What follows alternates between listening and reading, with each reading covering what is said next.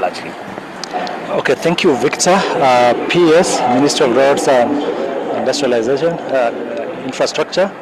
We have our Registrar, Engineers Board of Kenya. We also have Dean of Engineering, Professor Syphilis, engineers present here, and colleagues, members of the press for the state. Welcome to this press briefing. Today is the World Engineering Day. We are celebrating the World Engineering Day. This day is being marked globally, all over the world. Engineers all over the world are marking this day. It is a day dedicated to celebrate and appreciate the contribution of engineering in making lives of human beings easier and more comfortable. So that is basically what we are also doing here in Kenya, celebrating and recognizing the contribution engineering have done. And we have started with a walk. You know, we've gone around the city, and as we were walking, I was happy just to look around and marvel at some of the engineering masterpieces that we could see, starting from the roads that we were walking on, the expressway we were seeing, the many buildings we are seeing here in Nairobi. All that is the work of engineers. And precisely that is what we are celebrating today among many other engineering marvels. Absolutely. Now, you engineers play a very critical role in terms of sustainability and in line with your theme for this year. Yes. So I'd like to understand perhaps some of the key measures or steps that you're incorporating in your activities to ensure sustainability at large in the country.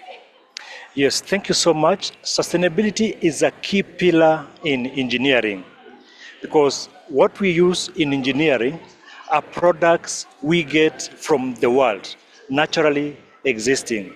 Some of these products are actually products which can be depleted, be it in form of materials.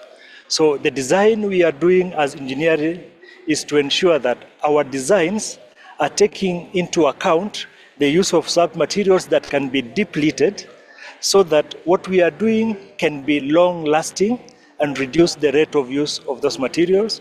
We are looking also at utilizing materials which are renewable.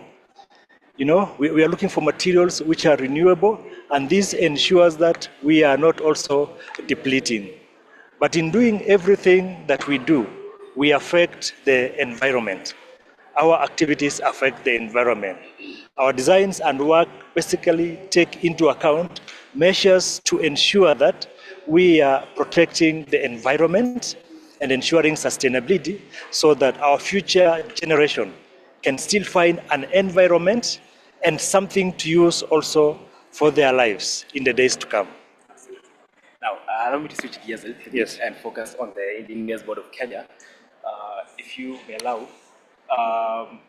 the engineering profession particularly is facing significant challenges. Perhaps if you can highlight some of these challenges and maybe some of the steps that you're putting into place to address these challenges. Thank you so much. My name is Engineer Margaret Ugai, the Registrar and CEO, Engineers Board of Kenya. Today we're in a celebratory mood. So let me start by saying Happy World Engineering Day to all engineers everywhere in the world and particularly here in Kenya. The challenges we have,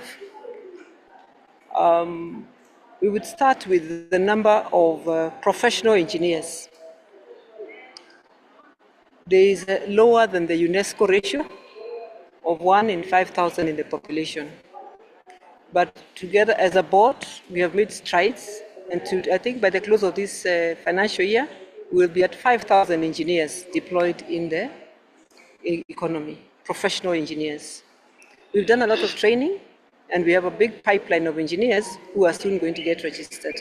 So that challenge, I think, we will overcome it. Obviously, we have issues, deep issues we discuss about local content. I believe we are engaging with different government, public, private sector, financing institutions, how we can also increase the content of our local engineers in these mega projects. And I think there is, the mechanisms are in place. We just want to now make sure we implement them. Apart from that, we had a challenge of the quality of engineering education, but I'm happy to report that today, 98% of all the engineering programs taught at our university are accredited by the board. So we assure the public of the quality of engineering. Yes, so I think those are the challenges that I see as immediate, but I think there are always solutions and programs around how to strengthen engineering in the country. And as I conclude, engineering in Kenya is quite strong, and our engineers have been able to export the services. There are many engineers who are working across Africa and in the rest of the world. And that is a testament to the quality of engineers we have in Kenya. Thank you. Maybe a second question for that matter. There's been the issue of complaints whereby engineers are being sidelined on major infrastructural projects in the country. What's your input on that? I think I discussed that one. As I said, there are local content mechanisms which we are looking at closely to ensure that the mega projects, we also have our local experts participating fully. I agree that there has been a challenge there, but this is something we are looking at, and I must say that we're working together with the ministry to look at the policies that would be enabling to make sure that we don't leave out our local expertise in delivering of these mega programs. And I think we are seeing an improvement. And we are also mapping and registering all the foreign engineers who are working in Kenya today. Thank you. Now, PS, allow me to ask you, what are some of the measures that you're putting in place to ensure that technology remains at the center of your activities and boosting the engineering profession largely, even as we look at sustainability efforts? Thank you very much, my brother. As a ministry first, let's talk about what we are doing to ensure that engineers are engaged. That's our starting point. Yeah. In the current administration, the bottom-up economic transformation, we have had to work around the issue of unlocking very many projects where we can also engage the engineers when the works are going on. We've been able to clear the 175 billion that were owed to contractors, and now the contractors are back to site. We were even also able at the beginning of this year to clear all pending bills, principal amount for the entire last year. So most of our engineers who have been idle at home now have resumed their activities on site together with the contractors. And a lot is happening, and now our country is a construction site. That is one. The other one, we are embracing engineering in terms of technology because we are empowering our people to undergo training that pertains to all aspects that requires new methods of doing engineering designs. And this is being embraced. We are building capacity within ourselves and outside ourselves, including coming up and implementing our programs under public-private partnership. So in the entire globe, we are embracing not only technology, but also innovation to ensure that our roads now can be constructed in other infrastructures using the current innovations and technology in our space. Okay. Now, in line with the statement by the Engineers Board of Kenya, whereby you're looking into matters, policies to boost the profession largely, there may be some highlights on maybe the policies that you're keen on. Thank you very much. Now, with the resumption of activities across the country, this is now calling upon huge numbers to be engaged. That's the first step. And this will empower consultants and also engineers who are implementing within the government and outside the government. So in terms of empowering the engineers, one, it's also important to take cognizance that the Engineers Board of Kenya is anchored in our ministry. So regulation starts with ourselves. And this has also helped us to manage quality of works being addressed and done within our sector and also the other sectors of the economy. So in terms of policies, we are putting in place whatever is required, including supporting the Engineers Board of Kenya to ascend to the Washington Accord in terms of the level of management of the affairs of the institution and engineers. And now our engineers are recognized worldwide. They can work in any sector in our country and also outside the country, and they can earn jobs. Okay. Yeah. And perhaps lastly on your end, the issue of the sourcing of labor from international markets. How is that idea in line with the inputs that you as the ministry is putting on board to ensure that we have sustainable progress in our engineering profession? I think you are saying in terms of inclining towards our own. Yeah. I think one of the things that we should mention in this organization and ourselves is that mainly the government, 90 or more percent, are our own officers who are trained here and work within all our projects. The few that could be on donor-funded programs, we still have partnership between engineers from our country in conjunction with other engineers outside our country. And we also give some exclusive support to ensure that discounted amount is anchored to our local vis-a-vis the international engineers. Okay, well, now, as we come towards the end of this brief, Yes. I'd like to get your understanding or your input regarding the state of the engineering profession in Kenya, Yes. but particularly with the cases of structural failures, drainage systems in the country, in major cities and towns. What's the current state?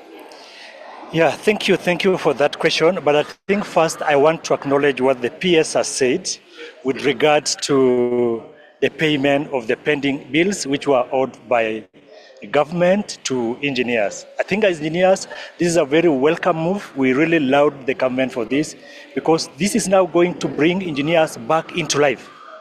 And we really appreciate that, PS, and we just want to request that through your office, you can actually now lobby for more works for engineers because we have seen that that work is going to be paid.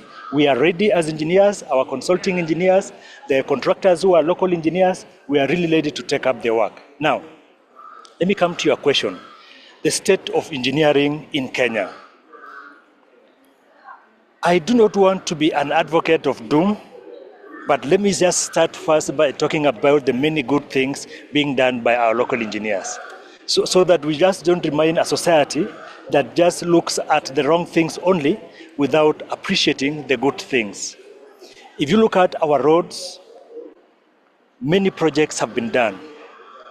Since the year 2000 and up to now in 2024, thousands of kilometers of roads have been done. And now even if you go to the villages, you are able to find good motorability. You will not get stuck on the roads. Those are good things which have changed the quality of life. That is engineering. In the 90s, you will remember that this country had what we called power rationing.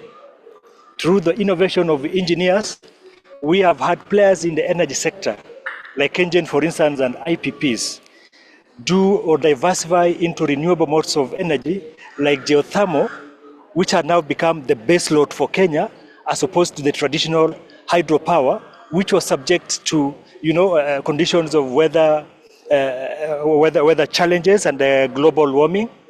Right now, I don't think you remember when you last had power rationing or even a power cut in your home. That is engineering. That is work which has been done by engineers.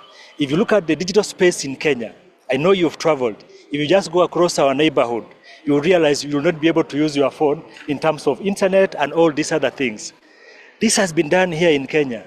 The sea cable, which was connected under the sea and changed the situation here in Kenya, is engineering. Now, I'm not saying all is rosy and good in engineering, but what I'm saying is that engineers in Kenya have done very many good things that we deserve to clap for them and appreciate them for that, while I acknowledge the challenges we have seen, like building collapses, the drainage challenges.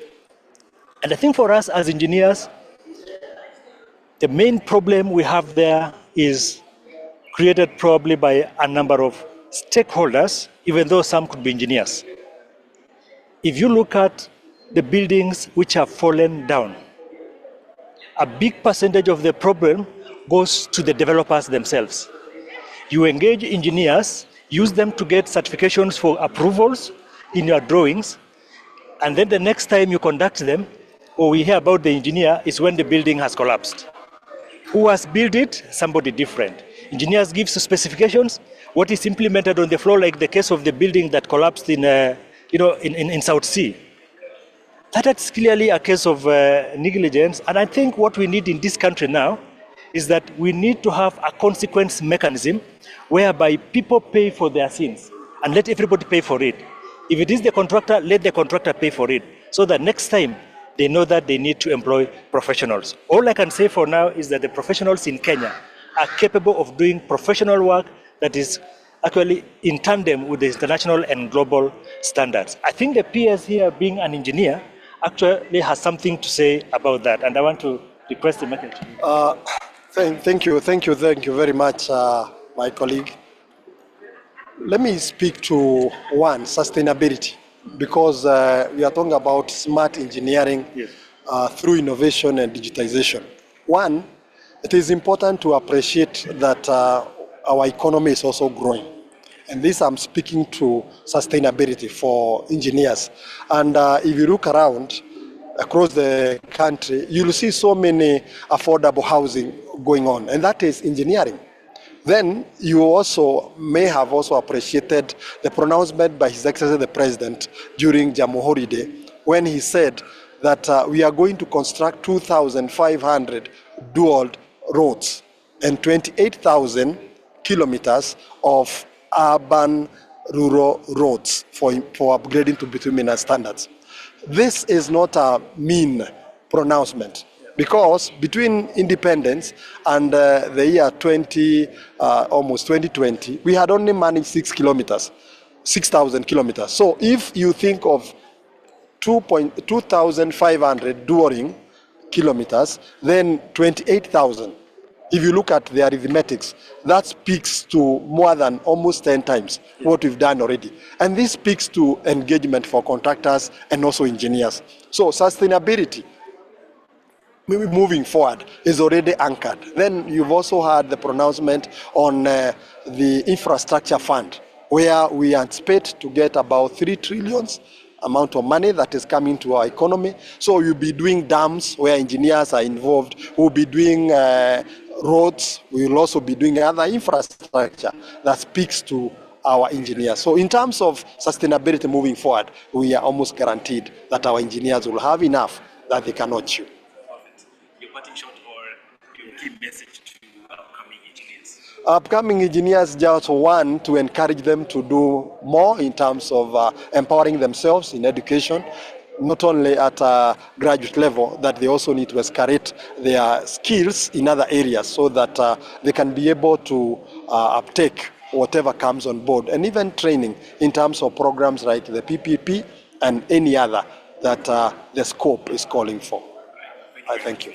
Yeah, thank you so much. I think more conversations will take place in the hall. Allow us now to move in, and then we take it up from there. Thank you. Thank you.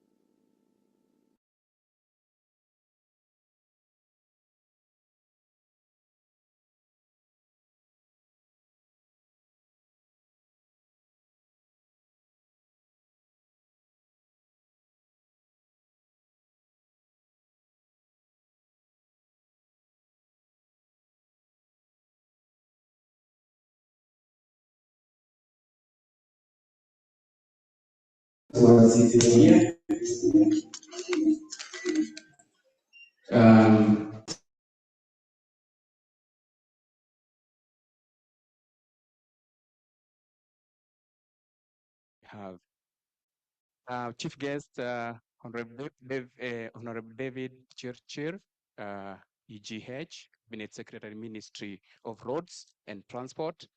represented by PS, Engineer Joseph Mbugua, Principal Secretary, State Department for Roads, our President, Engineer Shama Kiteme, represented here by First Vice President, Engineer Keter. We EBK, CEO and Registrar, Engineer Margaret Ogai, and Engineer Jane Mutulili. I also represented the President, Association of Consulting Engineers of Kenya, Professor Margaret Hutchison, Vice Chancellor, University of Nairobi, the Dean of Faculty, Engineering, directors from every agency, students who are represented here, members of the council. We do appreciate your coming, and I want to welcome you to this session where we are celebrating World Engineering Day 2026. The theme for this year is Smart Engineering for Sustainable Future through Innovation and Digitalization. I want to take this opportunity also to inform us that we have a number of our members who are following us online. We recognize your presence and take note of the information that you are going to earn from here. At this particular moment, I want to take the first opportunity to welcome the first speaker who is going to make the opening remarks, and this will be Professor Margaret Hutchison, the Vice Chancellor, University of Nairobi. Represented here by Engineer Mumenya, the Dean of Engineering Faculty. Let's put our hands together again. Thank you.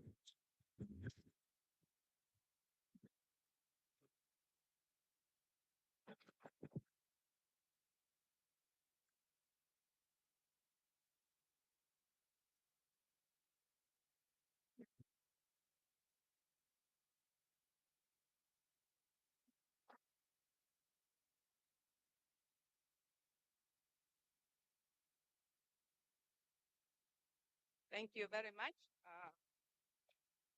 our chief guests, CS, Ministry of Roads, represented by our PS, Engineer Bugwa, our all protocols observed. Allow me to observe all protocols. It's a great pleasure to stand before you. You don't need that. First of all, welcome you to the University of Nairobi, and in particular, to congratulate all of you on World Engineering Day. And this year's theme is very important because it talks about smart engineering for a sustainable future through innovation and digitalization. It is actually both timely and very urgent. Smart engineering compels us to design systems that are sustainable, measurable, adaptable, resilient, and technology-driven. It challenges us to rethink not only what we build, but how we build it and how intelligently it performs over time. The key question before us is this: are we embedding innovation and digitalization deeply enough into Kenya's engineering systems to secure, indeed, a sustainable future? First, if we talk about infrastructure, which we are all familiar with, we know that climate change and rapid urbanization, those demands more than traditional engineering solutions. We must integrate renewable energy systems, eco-friendly materials, and climate risk assessments into every major project. But beyond sustainability, infrastructure must be intelligent. It must be designed using data analytics, It must be designed using simulation models and also predictive tools that enhance resilience and optimize life cycle performance. Second, let's talk about transport and mobility, which again is at the heart of all of us as engineers.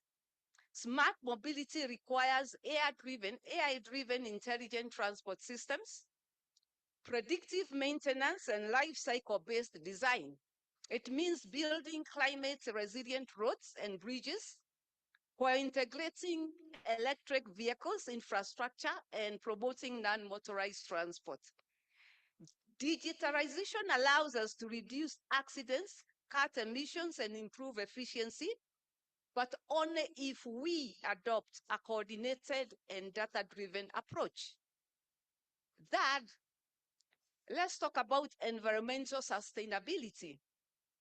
Engineering must lead renewable energy integration, smart grids, advanced water management systems, and waste-to-energy technologies. Circular economy principles should guide industrial processes. Innovation must be supported by regulatory frameworks that encourage sustainability while ensuring accountability. Fourth, let's talk about Industry 4.0 and digital transformation.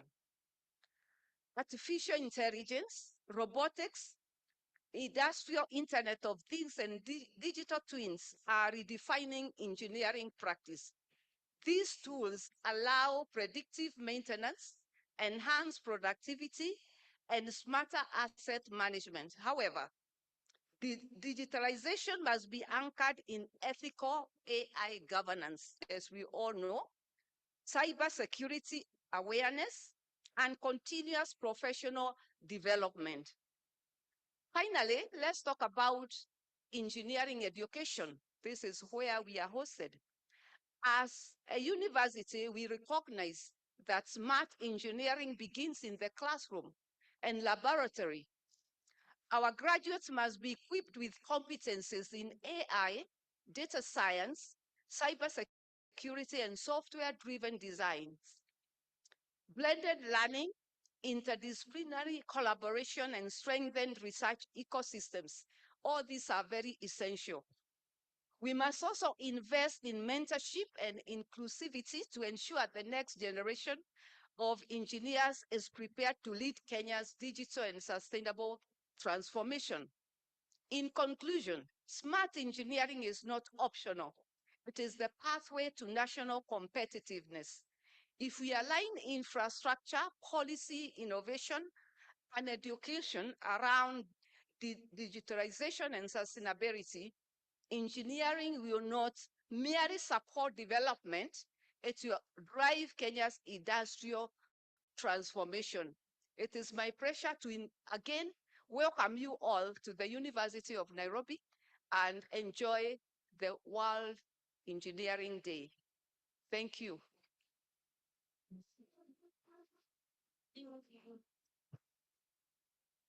Let's put our hands together again. Thank you. Thank you very much for those very powerful statements and the contribution that engineers are really making in this nation and globally. Our next speaker is Engineer Jen Mutulili, who is the Association of Consulting Engineers of Kenya, the president, that is the Association of Consulting Engineers of Kenya. Let's put our hands together. We appreciate as she comes on stage. Welcome.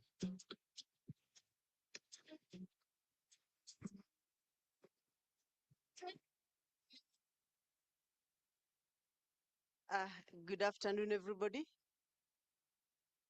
I'm trying to observe protocols, but can I just say all protocols observed, Bwana PS? It's a pleasure to be here today. I remember the first World Engineering Day. It was actually declared in 2018 in Melbourne when we had one of those functions, and we were given fourth March, and we normally call it March 4th. That's why we actually march on 4th. It's also my greatest fun on this day is walking the streets of Nairobi. And when I do that, I always think, these are our roads. I mean, I think we have a right to work on them without apology once in a while, isn't it? So that we walk and all the vehicles stop and you're like, that's us. Today's theme is, let me read that theme again. Engineering solutions for a sustainable world. And I would want to tweak that a bit and call this engineer's solution.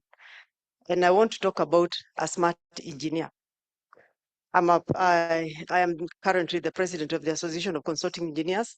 So you allow me to talk from that prospect, from that point being a consultant. And I'd like to share a perspective, a realization of sorts and a vision that in our last conference in Mombasa, we had the vice president of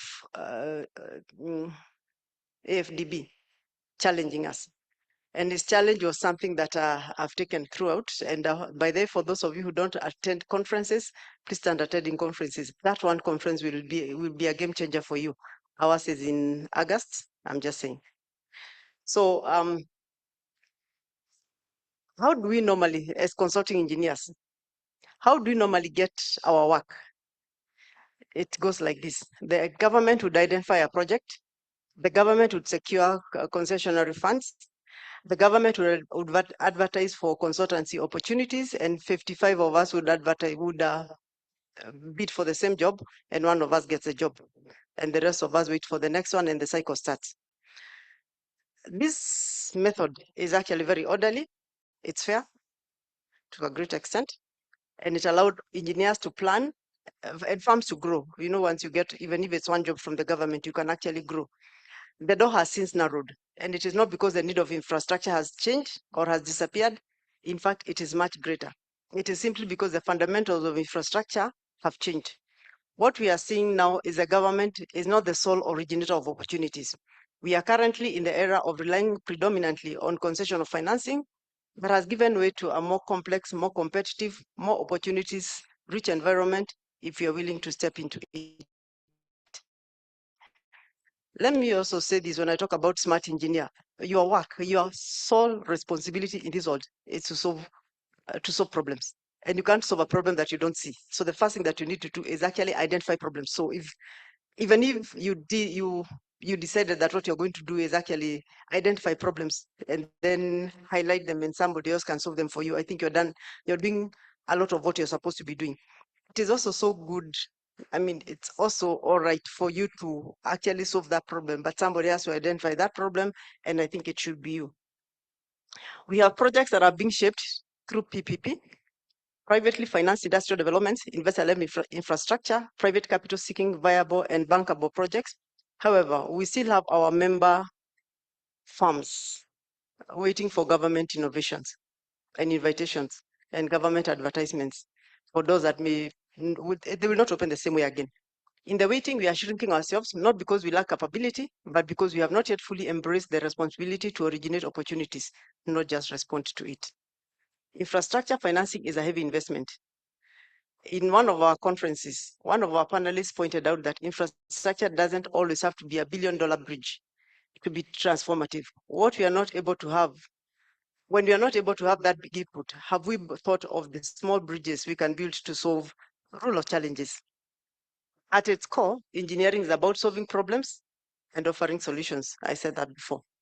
Kenya and Africa as a whole does not lack in its needs for engineering solutions. And that's why I think we have a lot of people outside there who've realized that actually the engineering work is now in Africa, and many of them are coming in droves.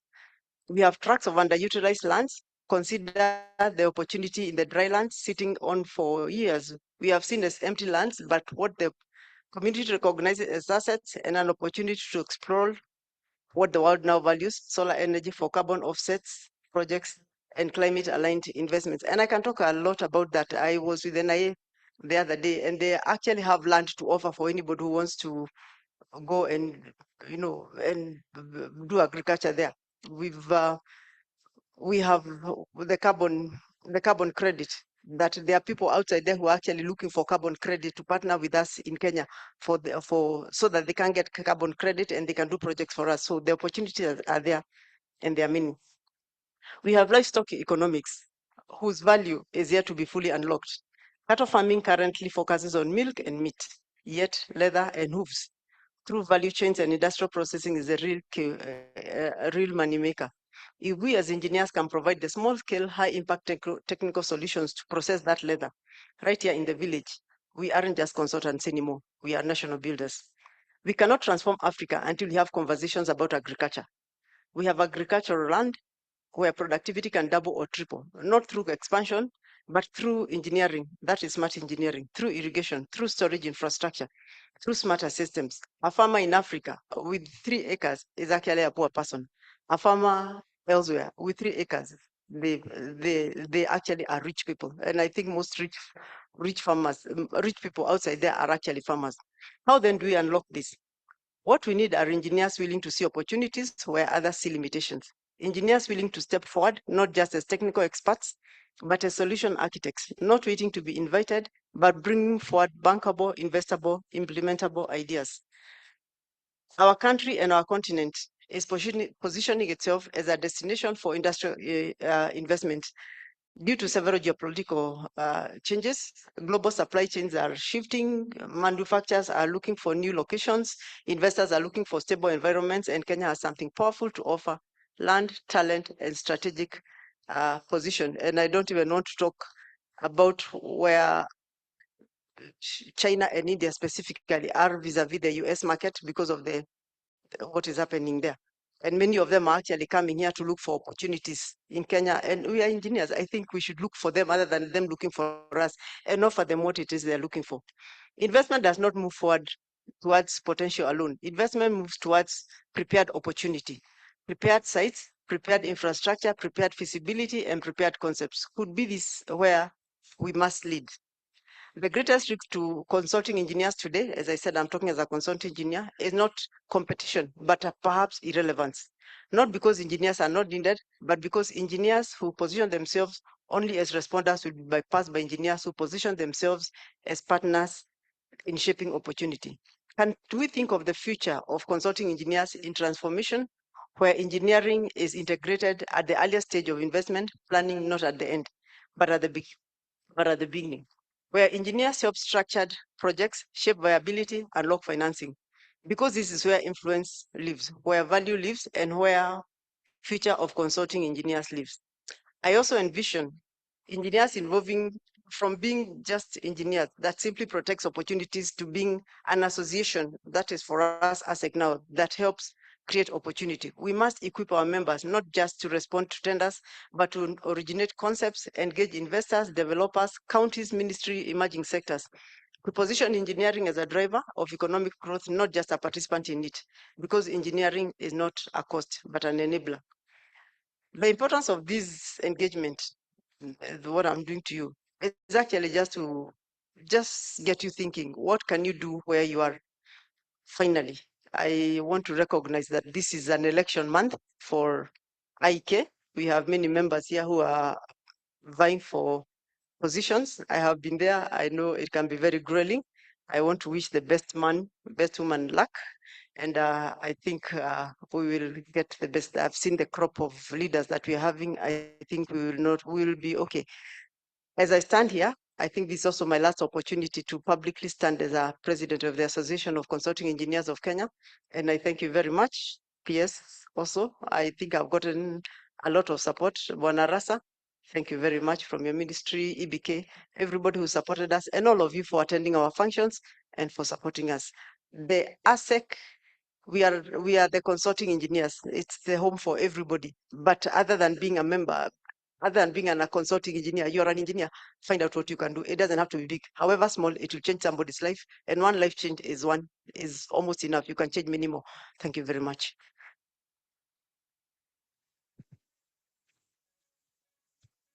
That's great. You can actually see she has done a bit of work as the president, and we do appreciate the work that you're doing at ASEC, and that's why we have such collaboration, because we are in one industry.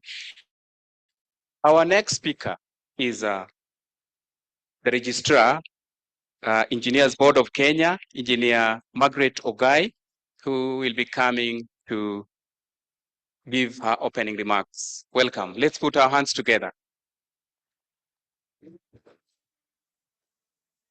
We are aware that EBK is the regulator for engineers in the country, and we do appreciate the work that they are doing. Let's put our hands together. You know, coming up here is a long journey, and therefore you need encouragement as we move forward. Thank you very much. Thank you so much to our CS, very ably represented by our PS for Roads, Engineer Joseph Bogwa. We're truly honored that you have come. I also want to recognize our hosts. The organizing host is the Institution of Engineers of Kenya, Engineer Keter, ably leading all the engineers in the country. Asante sana. And Engineer Mumenya, Engineer Professor Mumenya. It feels very nice to talk of an engineer who is also a professor. We truly also are very grateful for this venue and also that you are handling the most delicate thing, our young engineers in training at the university. It's a noble job, and we thank you for that. And to all our engineers, let me start by again, happy World Engineering Days, engineers. It is the 7th, I think, Engineer Jane, I'm right. This is the 7th edition, so we are doing well. And I think we are also very happy with the turn-up, really, really good. Again, I also want to say, Engineer Jane, let me also now go to the front table very nicely. They don't leave out. Engineer Jane Mutulili, President of the Association of Consulting Engineers. Engineer Jacinta, thank you so much from KURA. I think a director at KURA, so we really thank you for that leadership and delivering urban roads. Engineer Rasa, thank you so much. I know you are, I'll get your position, but I think you are, I'll get the formal one, but I know you're in the Chief Engineer's office, na tunashukuru, Engineer Musuni. Thank you so much. And I think you're my predecessor, and I am always very grateful. And I went to EBK, you left a firm foundation on which we were able to carry forward. Thank you. Thank you so much. And of course, Professor Nick, I think also engineer. Yes, so very happy to have you from Massachusetts. Thank you. And really, I thank you all. So the theme, I think we've been told, but it's always good to repeat it so that we get into context. Smart engineering for a sustainable future through innovation and digitalization. So I think today we are celebrating engineering, which is the backbone of national development. And so we are very proud, as Engineer Jane was saying, as we walk on the streets, we see the marvel of engineering. The modern world is based on engineering. And all your great minds have contributed to that. So it's for, for doing what you do every day, the commitments, waking up every morning, designing systems, and keeping them running for our citizens. It's always a great pleasure to meet engineers when they introduce themselves, what the roles they play in their various offices. It's really sometimes very humbling when you hear somebody say, I run the National Control Center for Power in the country. It's something very, big responsibility. Na tunamshukuru. Now, EBK is a engineering regulator established by the Engineers Act 2011. Our mandate is to register engineers and engineering consulting firms. We regulate the professional practice, we set standards, we build capacity, and we enforce compliance. So we have a number of achievements, which I'll not take you through all of them because I've given the overall mandate of what we are doing. But just in a nutshell, we have 28,000 engineers on our on our register. To me, on a CSPS, that is one of Kenya's greatest assets that we have, and we need to celebrate that. We are dominant in the region. Well, when you compare, I think there's a global engineering capability report that was done. Africa didn't fare very well in that report, obviously, but I think Kenya, at least we were fair. As South Africa, and a couple of other countries in Africa. It's not a good position for us, but I think we know the areas we need to improve.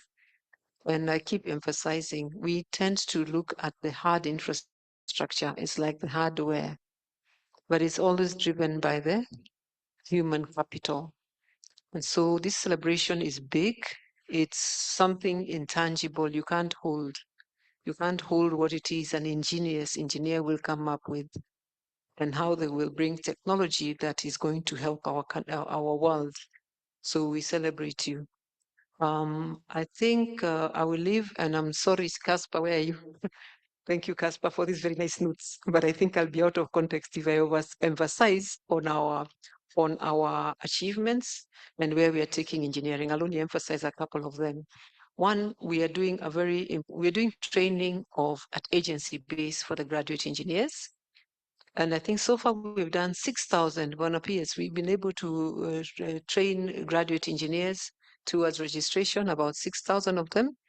And for us, that is the stock that is going to soon be professional engineers. The pass rate has gone up very well because there was a reluctance and engineers were just somehow, walikuwa na baridi that this examination is hard. But we've seen the turnaround now. We are doing very well in terms of once we have well mentored, well aware of how to prepare their reports. They're passing very well. So one institution I want to stand out, and I don't know if I have anybody from Kenya Power and Lighting Company. Do we have anybody? The game changer has been we have trained 300 engineers from KPLC towards registration, and we've got another 150 to go. And they have made it a KPI in their board to check on the number of professional engineers, and they're determined to have them all to become professional engineers.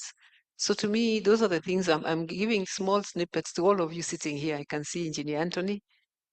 Yes, we want you to go back and be the ambassadors. You must be at the forefront, engineers, whether they're in the academic world, whether they're in industry, wherever you are working. Let's be professional engineers. Kenya needs you. Be a professional engineer. And it's just a mark of a competency standard. We're not saying those who are not professional engineers have not attained it, but come and have it stamped on you.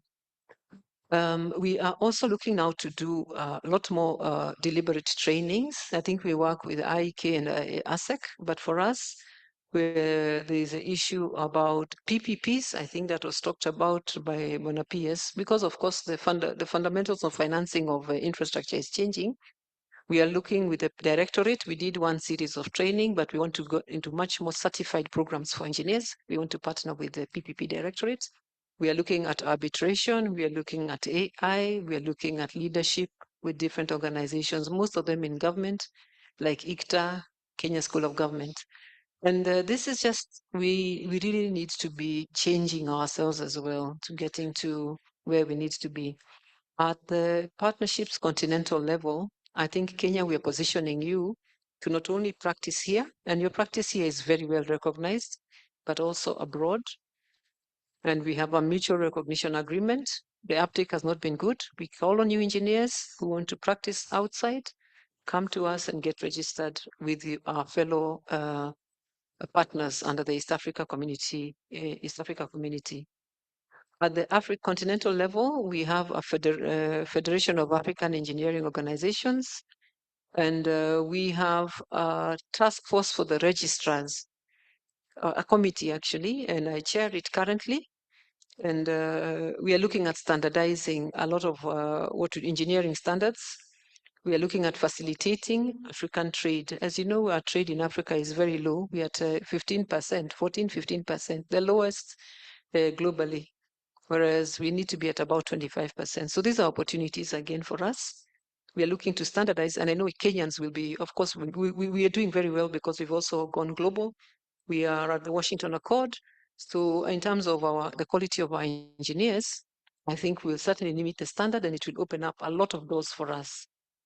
Now, as I want to talk towards the end, the globalization, I think we've seen what is happening in the Middle East. First, let's just pray for all the people in the Middle East and that conflict that is going on, where we find a quick resolution to it. And I think what I want to tell us is that it's impacting us. I think Engineer Rasa told me he was disrupted. His own supply, I think his own travels were disrupted by that. But as we build, so we need to also build resilience. We need to be ready. I think we need to be agile. But let's look at disruption of supply chains as also opportunities. I think Engineer Jane had talked a lot into some of the opportunities that are rising. Let us be ready. Let us also, let us be ready. We as Kenya are also trying to sell, the product that Engineers Board of Kenya sells to its partners is you. We say we have the best engineers, this is your brand. So we are also now going to be mentoring Republic of Somalia to have a regulator so that we can also harmonize. They want to work with Kenya specifically because they say they want initially Kenyan engineers to help them build up their infrastructure. We're in discussions with, I think, Chamber of Commerce for Australia and Kenya. These ones are looking at trainings, but more than that, we are telling them, let us look at Kenya market to outshore the work that is being done globally. I think South Africa has been very successful in that. We would also want to look for more that are not only do Kenyan work, but they're also able to do work that is out there. So Engineer Jane, be encouraged.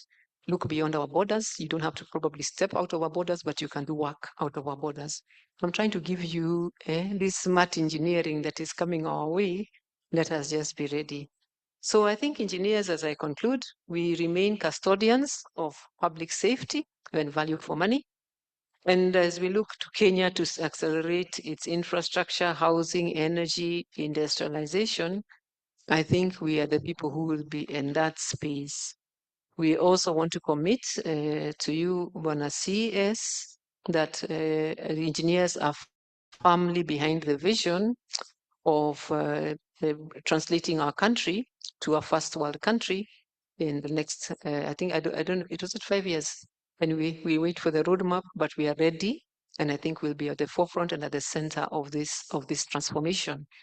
So as we conclude, EBK looks to build a profession of engineers who are globally competitive, trusted by the public, and positioned for regional and continental opportunities.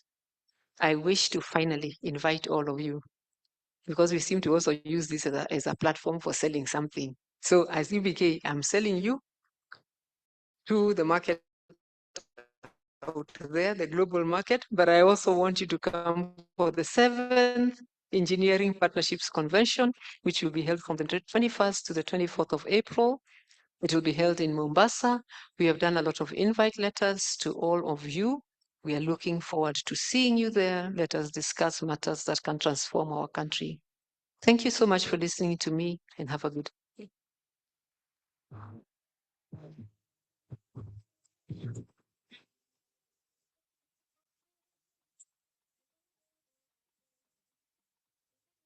Okay, similar encouragement. Let's put our hands together again as she gets back to her seat for giving us the highlights of the works being done by the EBK and the ministry and the collaboration with the Institution of Engineers of Kenya. We do appreciate that collaboration, and we'll keep that working as going forward. Now, our next speaker will be none other than our president, ably represented here by first Vice President, Engineer Keter. Let us put our hands together until he gets to the stage. You know, this is why I like Taifa Hall. I was once here in first year. So as you walk up, it's a long journey. Let's put our hands to, let's continue encouraging the first VP. Welcome.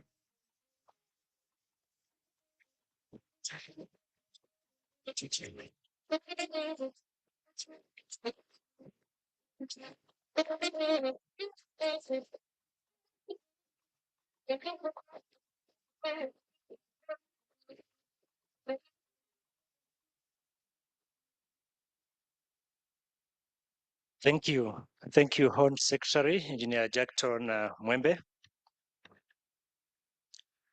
Our chief guest, Honorable Davis Chirchir, EGH, Cabinet Secretary, Ministry of Roads and Transport, and is ably represented by our very own Engineer Joseph Mbugua, Principal Secretary, State Department of Roads. Thank you so much, Engineer, and most welcome. Our CEO and our Registrar, CEO and Registrar EBK, Engineer Margaret Ogai. Thank you so much for coming. Association of Consulting Engineers of Kenya President, my friend, mentor, Engineer Jane Mutulili, a lot of energy. Our hosts, Professor Margaret Hutchinson, the Vice Chancellor, ably represented by our very own Dean of Engineering, Professor Civilis Mumenya, visiting professor at the University of Nairobi, from University of Massachusetts, Professor Nick. Ladies and gentlemen, I want to take this opportunity to welcome you to this World Engineering Day. And before I do that, allow me to introduce a few people who are behind this specific day in terms of the organizations, the works that have gone on behind the scenes to ensure that all of us have this day. And I'm going to start with the council members of IEK. I'm here on behalf of the president, who is away attending the same function in Indonesia, representing us at the global stage. And he is in attendance with the World Federation of Engineering Organization representative. Actually, the president-elect of World Council of Civil Engineering, our very own Engineer Nathaniel Matalanga. They are together there in Indonesia. Maybe a clap for them. So may I have the council members who are present here to stand, please?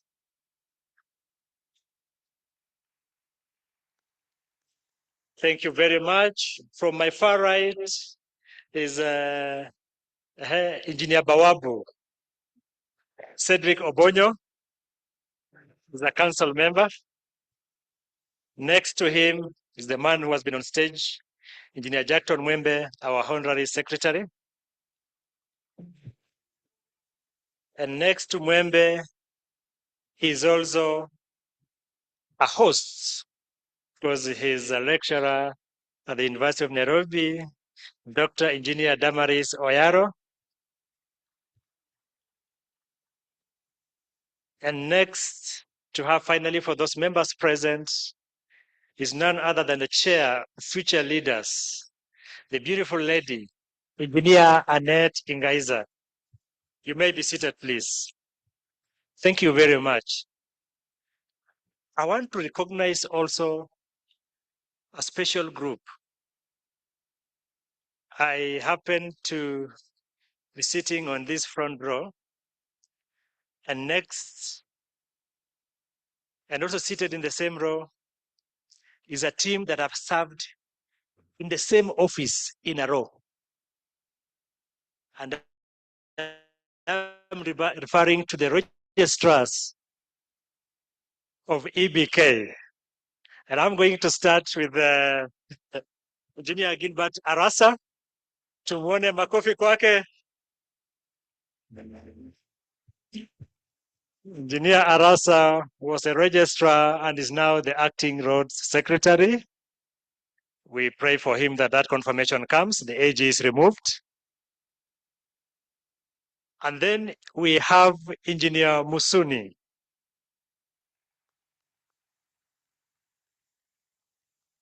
Engineer Musuni is the acting chief engineer, also in roads. We also pray for that acting to be removed. For us in IK, we believe that where an engineer is there in acting capacity, hiyo AG tolewe, ikuwe official, sindio? And then of course, our very own Engineer Margaret Ogai. Maybe let them come here for a photo, preferably hapa mbele, so that they can also take with the incoming. Engineer Guy, the incoming president directs that you, okay, yeah. Okay. In the order.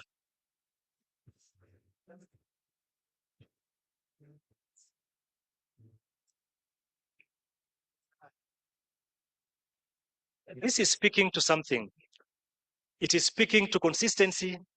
It is speaking to dedication to engineering. And I want to thank them so much. Thank you very much.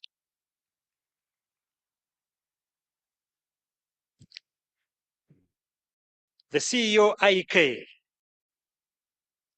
Engineer Maureen Auka, the Iron Lady with the quiet demeanor, but one responsible for organizing great things and leading a great team of secretariat. Engineer Maureen, is she in? She's busy behind the scenes. Secretariat members present, you can stand where you are. Yes. Thank you. Thank you. I can see them by in there. I can see them there. Thank you very much, team, for a great job that you are doing. PS,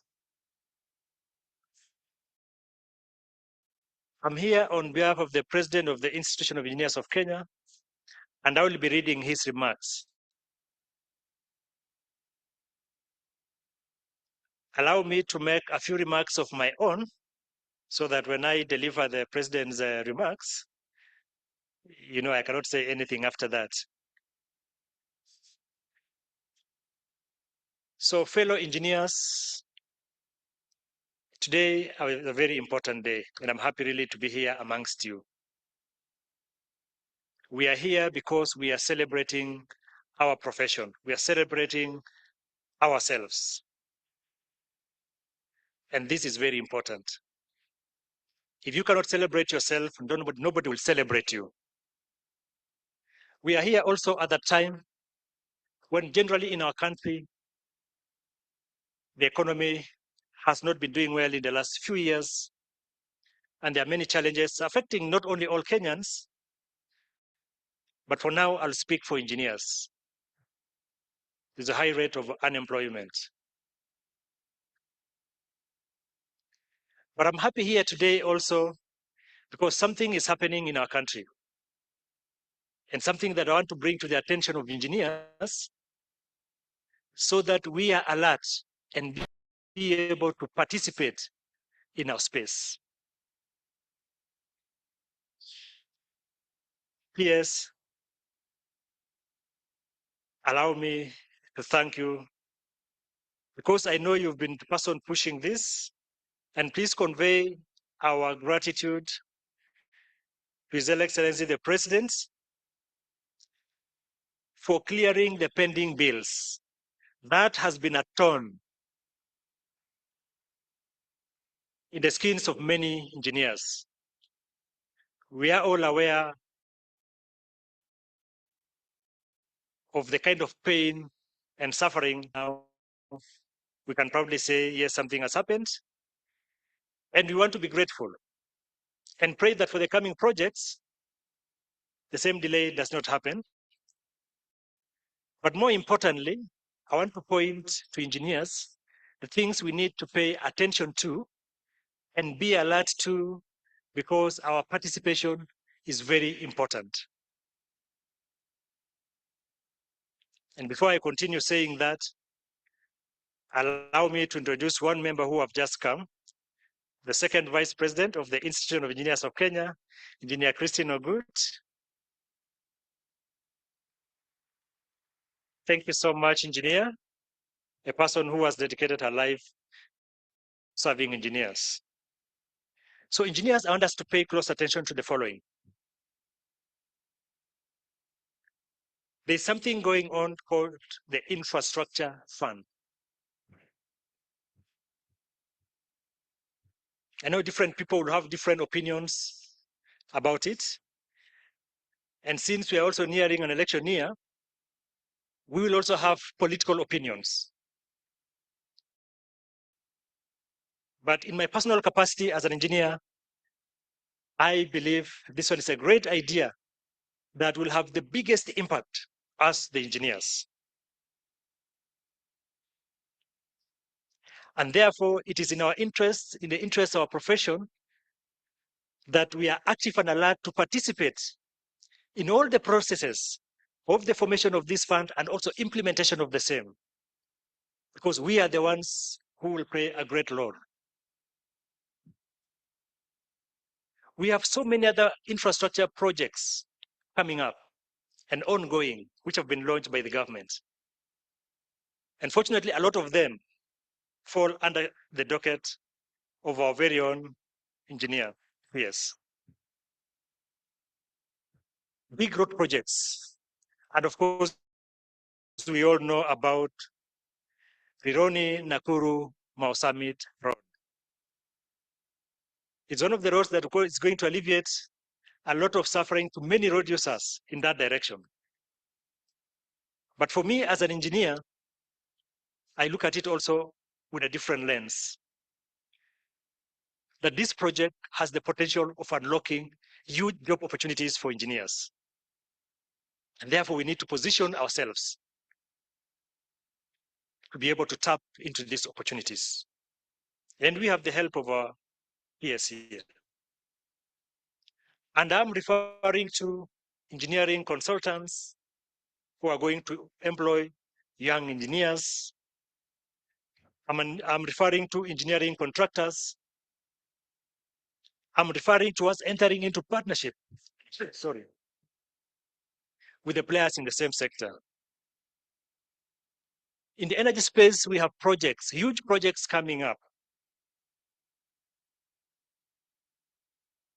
We've heard of the High Grand Falls Dam, 700 megawatts power plant with a big dam that is going to absorb many engineers. I just want to alert them so that we can be alert and be on the ground to be able to play our role in ensuring that engineers are in that discussion space. We have heard of nuclear energy, and the timelines have been grown. The government is intentional. Now, the nuclear board, NUPEA, was directed to work with KenGen, the power plant operator, who is experienced in these fields. And being one of them from KenGen, I can assure you that a lot of work is moving in that direction. A lot of discussions. And for us in KenGen, we mean business. When we say it's project time, it's project time. Those are opportunities for engineers. I hope the young engineers are listening, just to listen and see where they can fit into this space. In the aerospace and aviation sector, a lot is also happening, including the expansion of the airport. Those are opportunities for engineers. The affordable housing projects, all of us know this by now. And we pray and believe that our consultants and firms taking part in these projects are going to be paid on time so that they don't have to pay our engineers whom they have engaged. The mining sector in Kenya is growing. We have so many players from those places where mining is taking place. The gold in Migori and West Pokot and other things. We need the innovation of the engineers in this room to participate in that space. And not just in that space, but start from the early point of the policy formulation.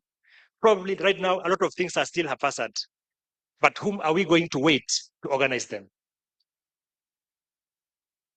So I want to call upon every engineer to identify an area and see where your expertise fits in best. Now, ucheze kama wewe. Find some space inside there. Engineering capacity building for sustainability. PS, I would like to make an appeal that in all these projects, let not engineering capacity building for our local engineers be a statement. Let it be intentional, complete with a line budget item. so that all players, whether foreign or local, must implement specific capacity building geared towards improving the capacity of our engineers. That is the only way we can stop importing foreign experts and big companies for huge infrastructure projects, because we can do them. And PS, this can happen. And I have a living testimony, and I'm lucky to be in that space. A few years ago, we used to have drilling experts in Kengen for geothermal, exploration and drilling, coming from New Zealand, Iceland, Italy, and the US. Because of intentional capacity building programs, our engineers were sent out for specialized training in the same countries, in New Zealand, and we partnered, Kengen partnered with the geothermal training program in Iceland. And as we speak in Kengen, we have doctors, we have master students, we have postgrads, and people who are experts in special drilling projects. What is the result? We are now doing all our exploration and drilling in geothermal in Kenya locally. And the company has bought our own rigs, operated and maintained by Kenyan engineers. I'm saying this just to confirm that we have the brains and expertise we need in this country to drive development in this country. And we have not just done that. The same engineers now have gone global. We've done some work for Ethiopia, Djibouti, and currently we have some drilling works being done by Kenyan engineers in our neighbors, Tanzania. And most of our other East African partners who have geothermal in the Great African Rift Valley have actually reached out to Kenyan for support in one way or another. Our engineers and scientists just concluded a geothermal exploration program for drilling for the Republic of Eswatini. And Kenyan is earning, some money from the same. We can go global engineers. We just need to believe in ourselves and put in place structures that project our capacity and empower our engineers.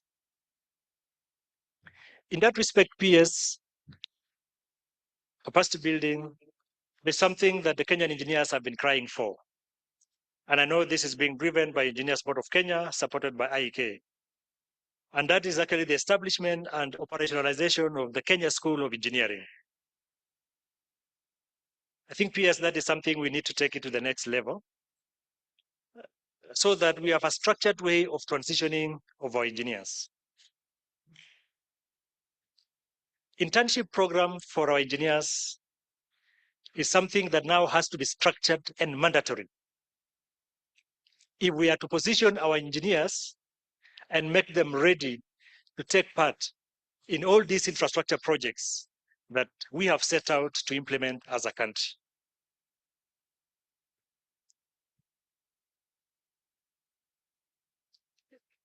We also need to look for how to open up opportunities for engineers in county governments. And this requires some policy changes.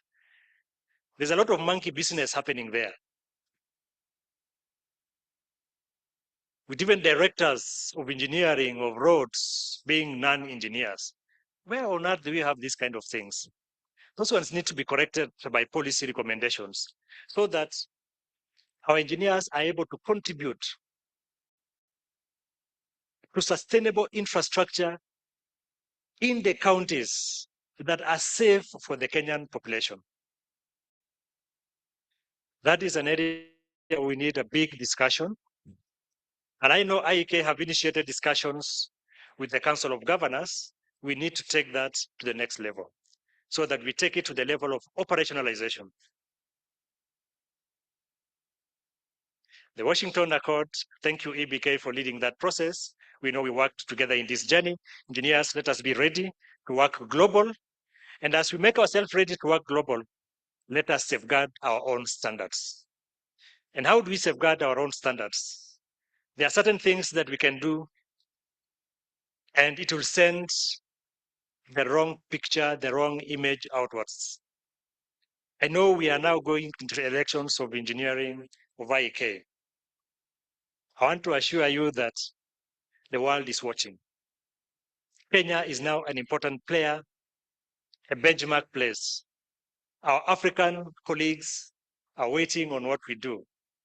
Last year, they listened into our presidential debates, the last election, and they were giving us feedback. And I know they are waiting for it this time around. I hope it's going to be bigger and better. And let's remember that the responsibility of safeguarding our standards is for all of us, individually and collectively. We will continue participating in the global world, the World Federation of Engineering Organization, the Federation of African Engineering Organizations. We will continue participating in that. P.S., those are my few remarks. I just want to make a prayer that in the midst of all these infrastructure projects, as engineers, we were saying we want to be part of that. We want to support those programs, and we want to lead the discussions because they are actually engineering programs. I end my statement, and now I want to read the statement from the President of the Institution of Engineers of Kenya.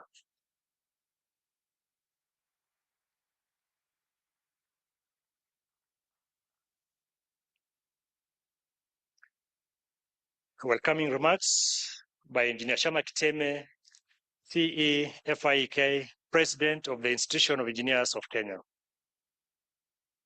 during the World Engineering Day. It is my great honor and privilege as President of the Institution of Engineers of Kenya to address you during this year's World Engineering Day celebrations. Today, we join the global engineering community in recognizing and appreciating a profession that designs, builds, innovates, and sustains the modern world. World Engineering Day is a moment of reflection on the immense responsibility that rests in our shoulders as engineers, and also an opportunity to reaffirm our commitment to professionalism, innovation, sustainability, and service to society. In Kenya,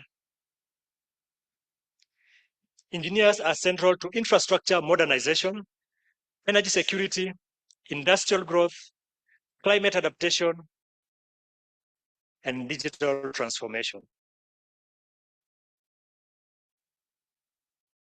And today, the theme is in line with infrastructure. Without engineering, sustainable development would remain an aspiration rather than a reality. Every road that connects our towns, every bridge that links communities, every power system that lights our homes, every water network that sustains life, and every digital system that drives our economy is the product of engineering expertise. This year's theme, Smart Engineering for a Sustainable Future through Innovation and Digitalization, is especially relevant to the changes we face today. While technology plays a critical role, smart engineering goes beyond digital tools. It is about adopting thoughtful, efficient, and forward-looking approaches to planning, design, construction, and implementation. As we celebrate World Engineering Day for Sustainable Development, we take pride in the milestones the engineering profession has achieved in Kenya through deliberate technology adoption and continuous skills development. Over the past decade, Kenya has embraced modern construction technologies, digital design tools, intelligent transport systems, and improved materials that have significantly enhanced the quality, durability, and safety of our infrastructure. Projects such as the Nairobi Expressway and the expansion of key highways across the country demonstrate how advanced engineering methods, improved project management practices, and innovation can accelerate delivery timelines while improving efficiency and safety standards. Our works as engineers continue to be scrutinized by the society in more increasing ways, and rightly so. In this regard, IEK is proud to have collaborated with the Council of Governors and the National Construction Authority, NCA, in the development of Site Inspection Handbook, a copy of which is available at our secretariat desk to all of us members at a small fee. This is a practical tool aimed at standardizing construction supervision, enhancing quality assurance, strengthening accountability in both national and county government projects. This handbook represents our collective commitment to safer, more efficient, and more transparent infrastructure delivery across the country.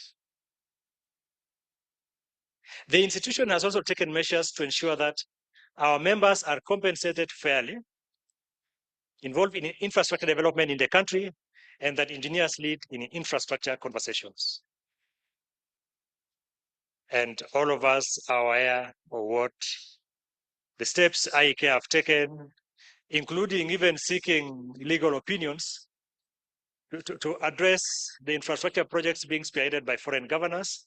And I'm glad that here in our press briefing, the PS actually pronounced himself and of the intention to have local engineers take and play a key role in these projects. And we thank you, engineer, for that. And we are really looking up to you to support us in this process.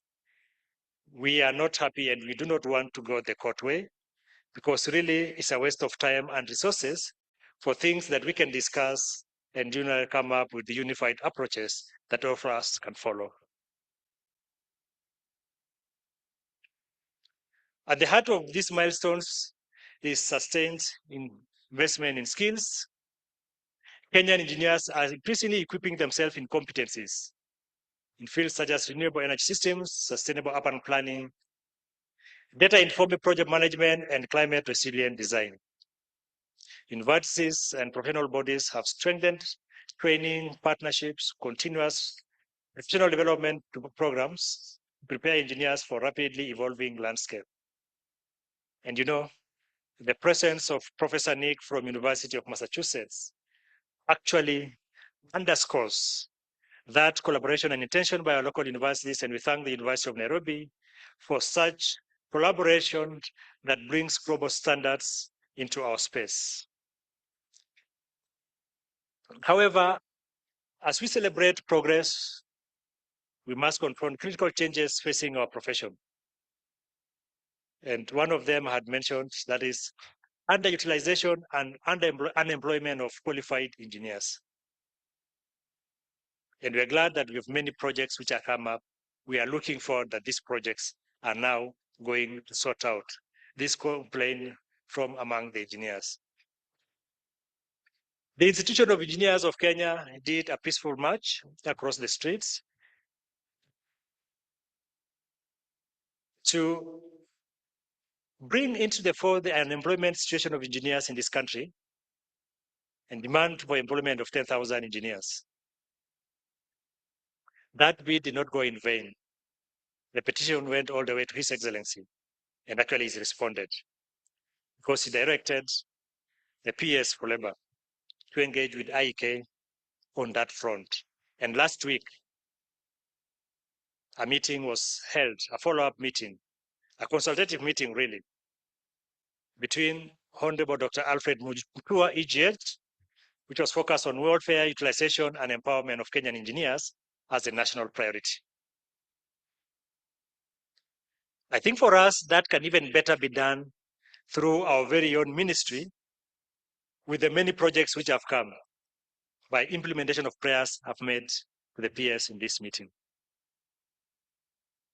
The president actually led the delegation and some council members who are present in that meeting. IEK outlined targeted measures aimed at strengthening public sector absorption, expanding private sector opportunities, enhancing structured internships and mentorship programs, and aligning national development priorities with engineering capacity to safeguard sustainable national development and promote meaningful employment.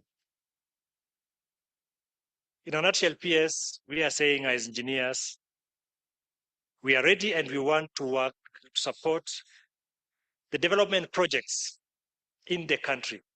Many of them are engineering, and we are ready to lead in that part. And we have the capability and expertise required to do that.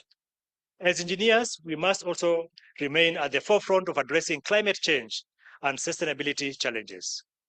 This requires incorporating climate resilience into transport systems, promoting energy efficient buildings, supporting renewable energy integration. And we know our country has really gone big on renewable energy.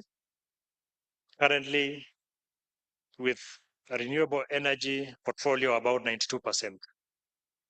Developing sustainable water and wastewater management solutions. All these solutions provide opportunities for engineers and also for non-engineers. The Institute of Engineers of Kenya remains steadfast in its commitment to promoting engineering excellence and safeguarding professional standards. We will continue to support policy dialogue, advocate for quality infrastructure, strengthen collaboration with government and industry, and enhance capacity building for our members. To the young engineers and students here today, I encourage you to embrace innovation with courage and curiosity. The future of engineering will demand not only technical competence, but also creativity, leadership, and ethical responsibility. I think I wish to understand and underline that, because that is the basis on which the public will judge us. The profession is evolving rapidly, and you must be prepared to lead in a digital and sustainably focused world. IEK remains committed to mentoring and supporting the next generation of engineers to ensure they are well equipped to meet emerging challenges. Our responsibility extends beyond technical drawing and calculations.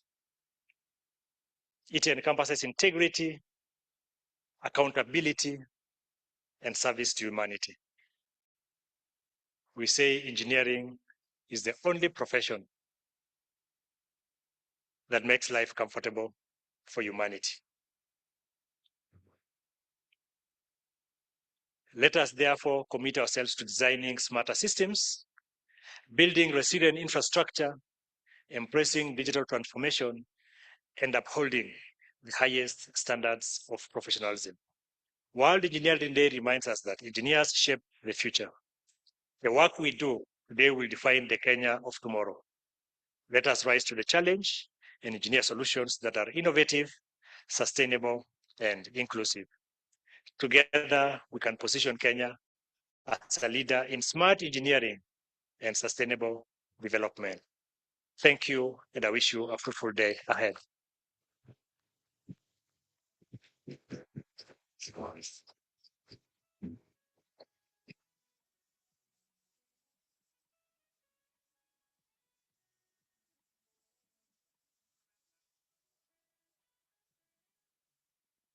And now, members, we come to that moment when we have to listen to our chief guest. It's now my honor and pleasure to invite our PS, Engineer Joseph Mbugua, Principal Secretary, State Department for Roads. We can be upstanding as he comes.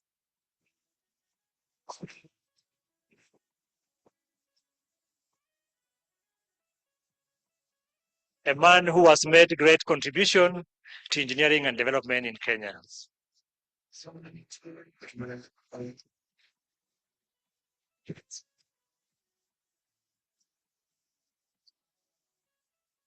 You may be seated.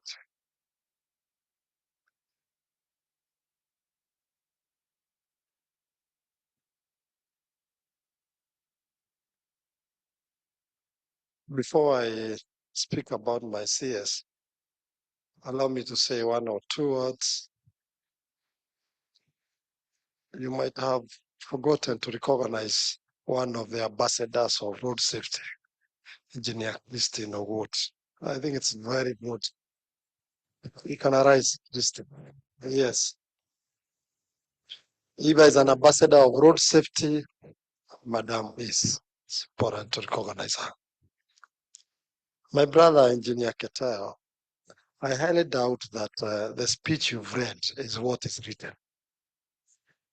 There was so much meat from yourself, and I'm yet to see that speech from the president because I think half of what you've talked is an enhancement, which is very good.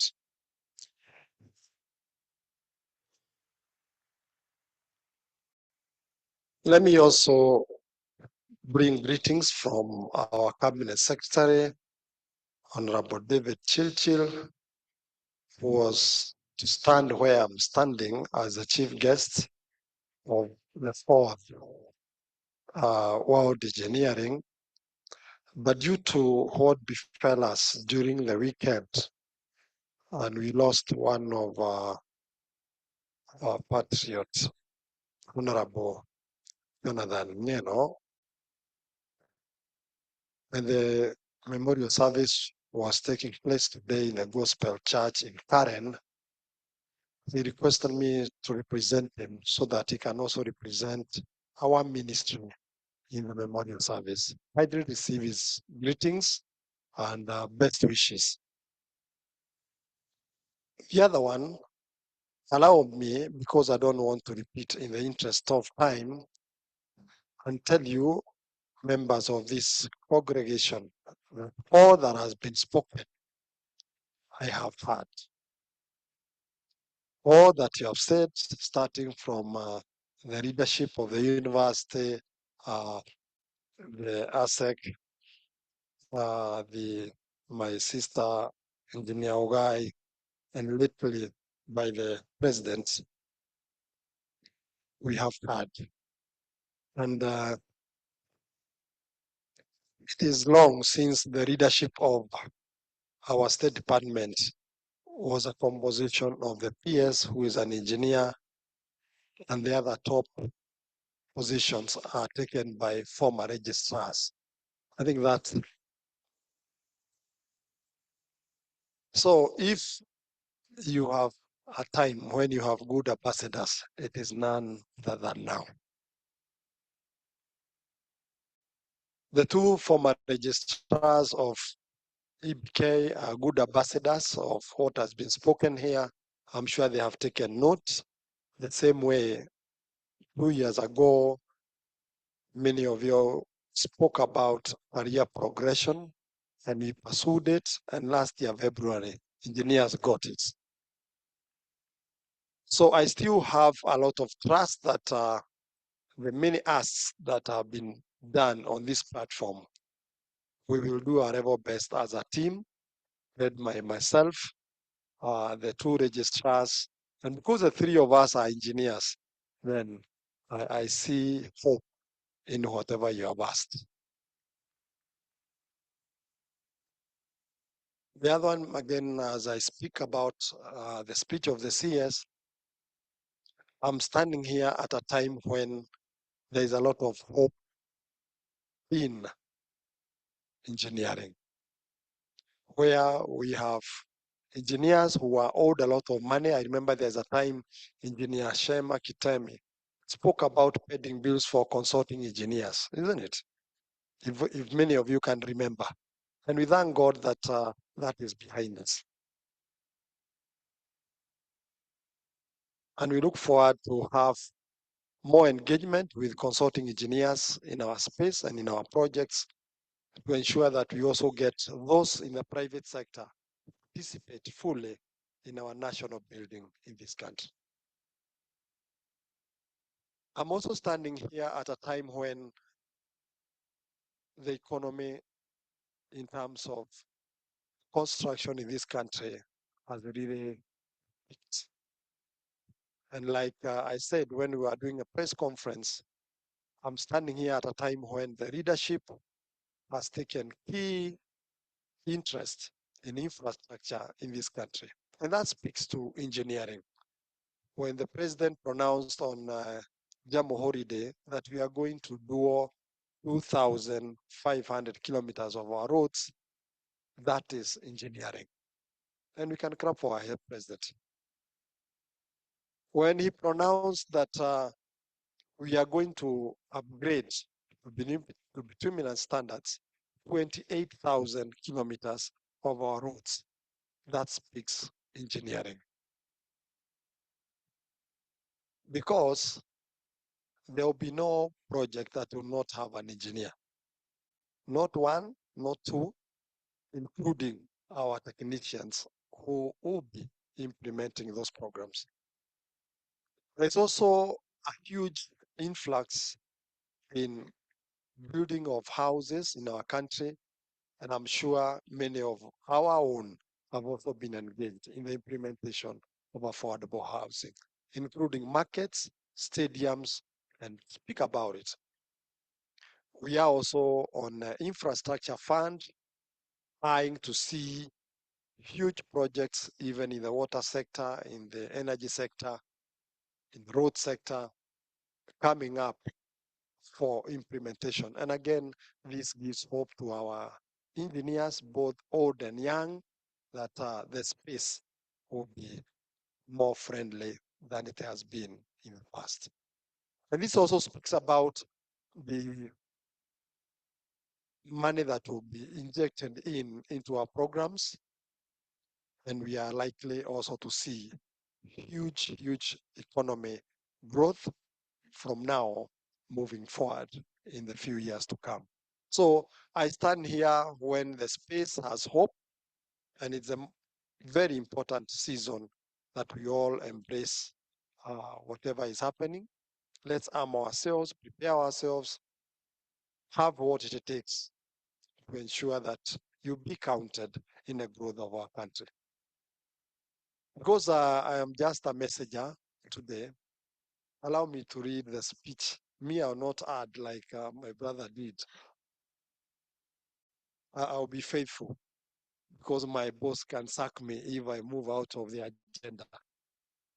So this is the speech of our cabinet secretary, who was supposed to be the chief guest today, Honorable David Chilchil, EGH, Cabinet Secretary, Ministry of Roads and Transport during the World Engineering Day held on 4th March at the University of Nairobi Towers. And before I read this, let me appreciate also the host. And we cannot underrate that even getting a space to sit is not always available at all times. So let's appreciate that. So the leadership of this Nairobi University, the Vice Chancellor, Professor Margaret Atchison, the Vice Chancellor, ably represented by our friend, Engineer seated Momenya, seated in our presence today. The President of IEK, Engineer Shama Kitema, represented by Engineer Ketel today. The EB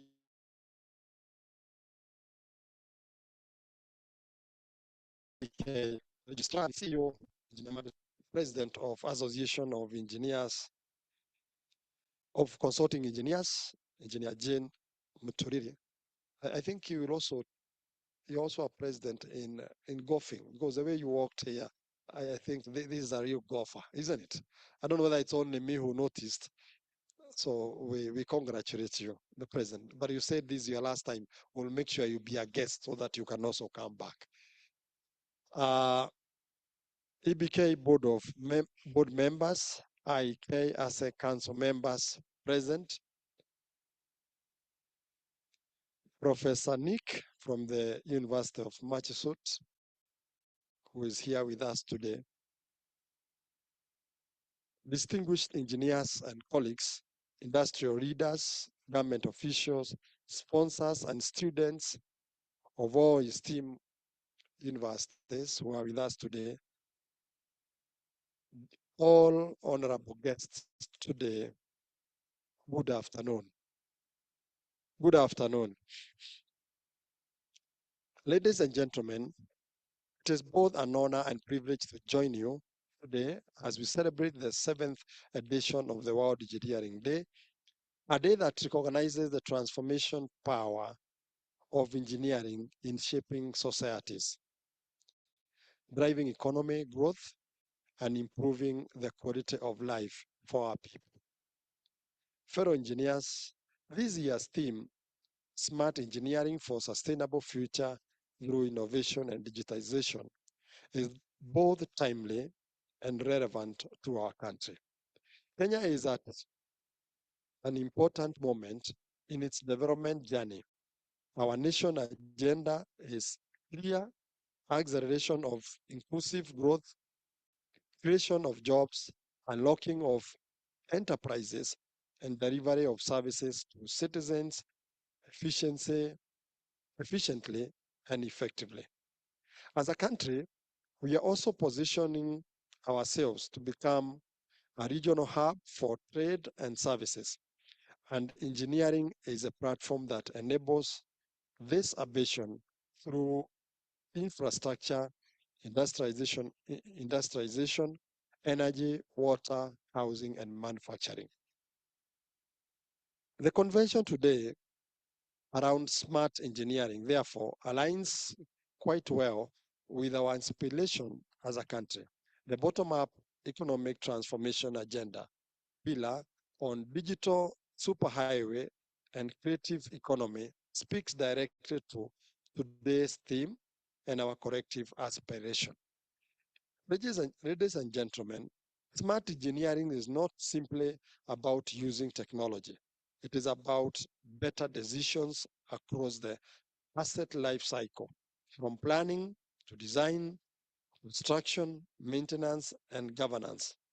Digitization allows us to reduce wastage, increase transparency, improve safety outcomes, and enhance value for money. Innovation helps us to deliver infrastructure that is more responsive to the needs of people, and it is more resilient to climate risks. Smart engineering, therefore, accords us an opportunity to accelerate our growth in a more precise and sustainable manner.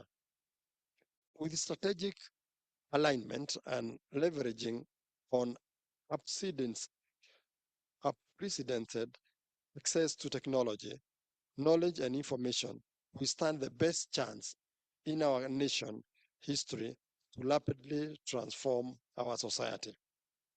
As the world navigates through the fifth industrial revolution powered by AI, Kenya and indeed Africa must not be left behind. Engineering professionals in particular must not be observers in this journey. They must be active participants and builders of that future. The need for us to rise to the occasion has never been stronger and more urgent than now. These to pursuits to the excellence has been best articulated by His Excellency the President with a rallying call of the journey to Singapore. This is not a mere a slogan, it is a call towards disciplined commitment, world-class planning, efficient delivery, and strong institutions and innovation-led growth. The journey can only be a reality if we mobilize our collective resolve, knowledge, skills, and resources towards the national development agenda in our respective engineering sector and service provision. Ladies and gentlemen, in the road sector, for instance, the government of Kenya is investing heavily in smart technology and solutions and striving to make services reach every corner of the country.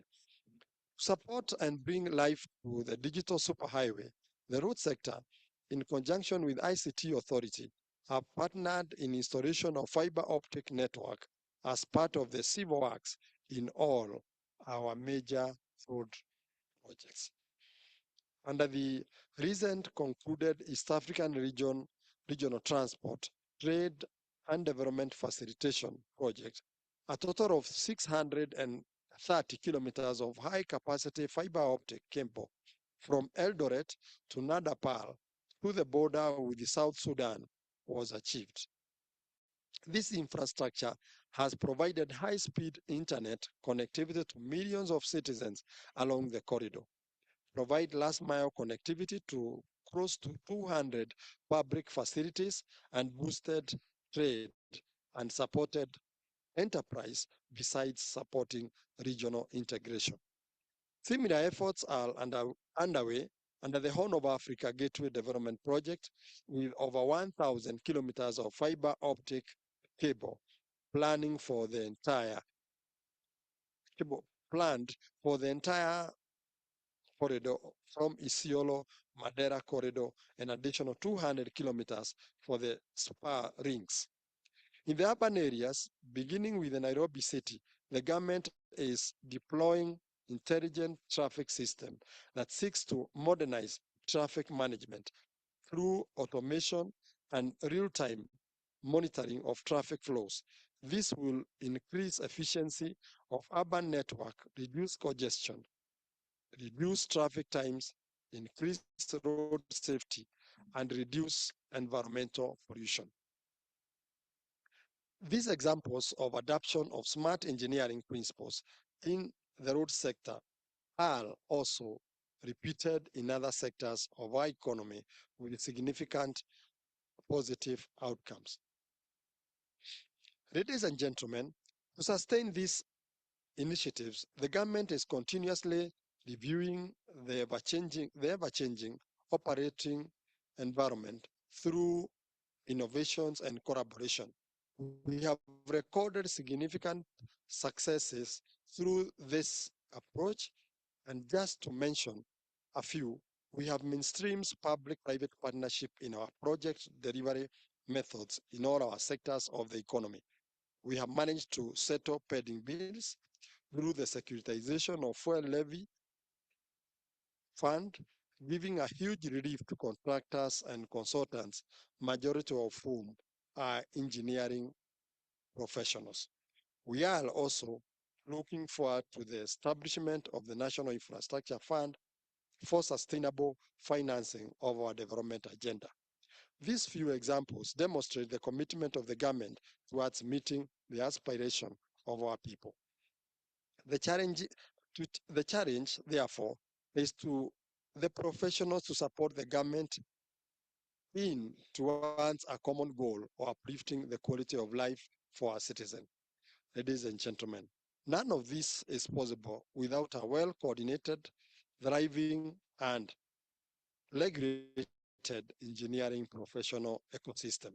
Allow me, therefore, to recognize the importance work the professional regulators, namely the Engineers Board of Kenya, EBK, the Kenya Engineering Technology Registration Board, KETRIP, are doing in strengthening professional standards, improving systems, and building the national pipeline of competence with adoption of technology and digitization in their respective workflow. Our intention should be clear. Professional regulations must be efficient, accessible, and trusted. Digital systems are a key enabler of this trust. I also commend the Institute of Engineers of Kenya and the Association of Consulting Engineers of Kenya for their sustainable effort in upscaling the capacities of engineers as well as policy advocacy with their respective mandates. Ladies and gentlemen, I wish to assure all of you of our commitment to continued dialogue and engagement as we tackle the challenges that affect engineering professionals and practice, including policy and legal gaps, project financing, skills gap in emerging digital technology, among others. Towards this, we are strengthening interagency coordination, improving contract enforcement, and promoting capacity building in appropriate technology and relevant skills. Finally, To the young engineers and students here today, the future of Kenya's infrastructure rests in your hands. You must embrace multidisciplinary thinking. The modern engineer must understand not only structural design, but also sustainability metrics, data analytics, digital modeling, environmental impacts, and social inclusivity. I also commend the Institute of Engineers of Kenya, IEK, and the Association of Consulting Engineers, ASEC, and the Engineers Board of Kenya for convening this forum, and thank the engineering fraternity for your dedication, innovation, and service to our nation. I thank you all. Let us engineer a sustainable future through innovation and digitization. Honorable Chilchil, Cabinet Secretary for Roads and Transport. I thank you. I just want to shoot kill I do. I get money. Time yourself. What was? What got help? Really? Thank you very much, PS. And I have requested him to remain on stage, and I would like first VP to come up front and the council members to come up front immediately so that a presentation of a gift is given to the PS. Let us put our hands together. And thank you very much. And I believe you may be seated as we continue with this process.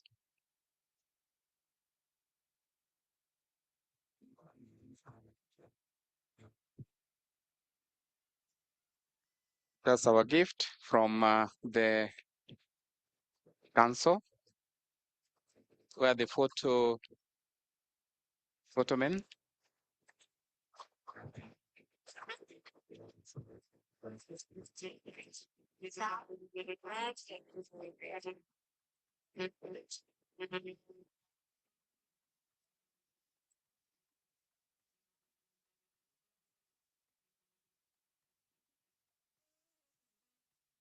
Thank you. Thank you very much. And I would like the whole team now to take a photo. EBK registrar to come up front, ASEC, and ASEC president.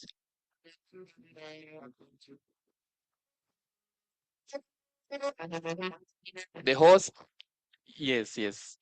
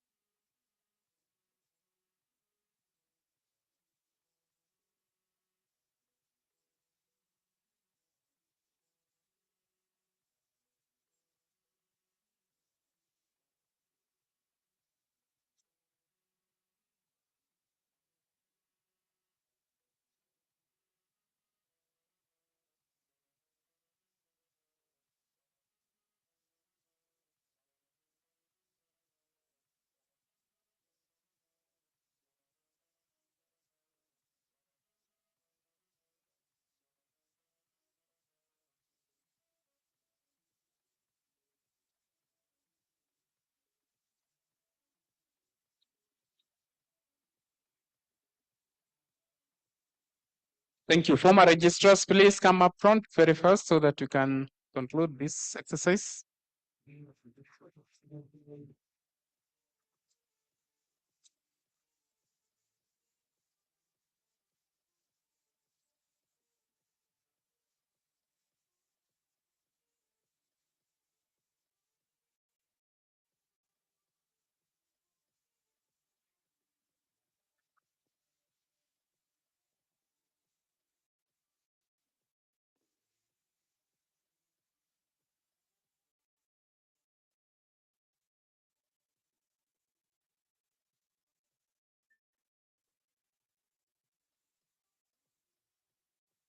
I think we also put our hands together once again.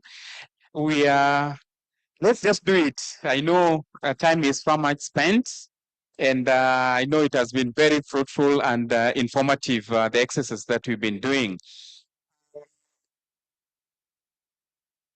As the PS takes his seat, we will be going into the next session. And the next session will take a very short time. And I know we've spent much of the time in the morning. And in that regard, I would like to invite the Secretariat to set up the stage and also invite Engineer Okere to come up front just to take us through the process.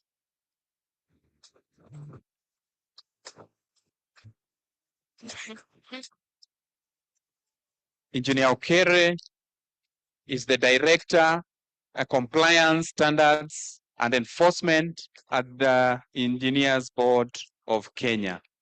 Welcome, Engineer.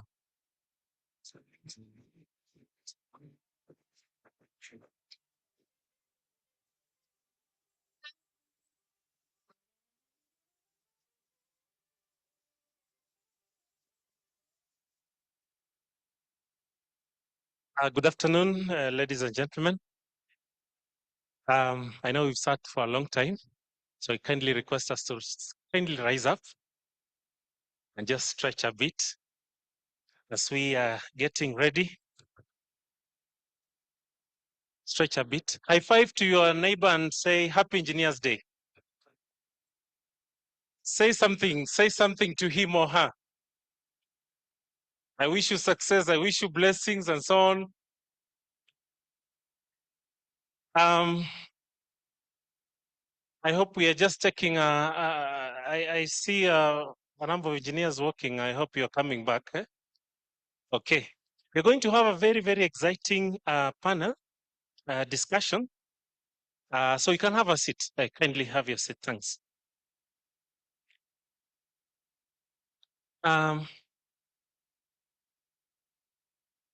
The theme of today's celebration is smart engineering for a sustainable future through innovation and digitalization. How many of you have heard, now that we're talking about digitalization, we're also talking about AI. How many of you have heard of Diela? Diela, the word Diela. How many? So it happens that Diela actually is a cabinet secretary. She's a minister. So in Albania, the prime minister is called Eli Rama.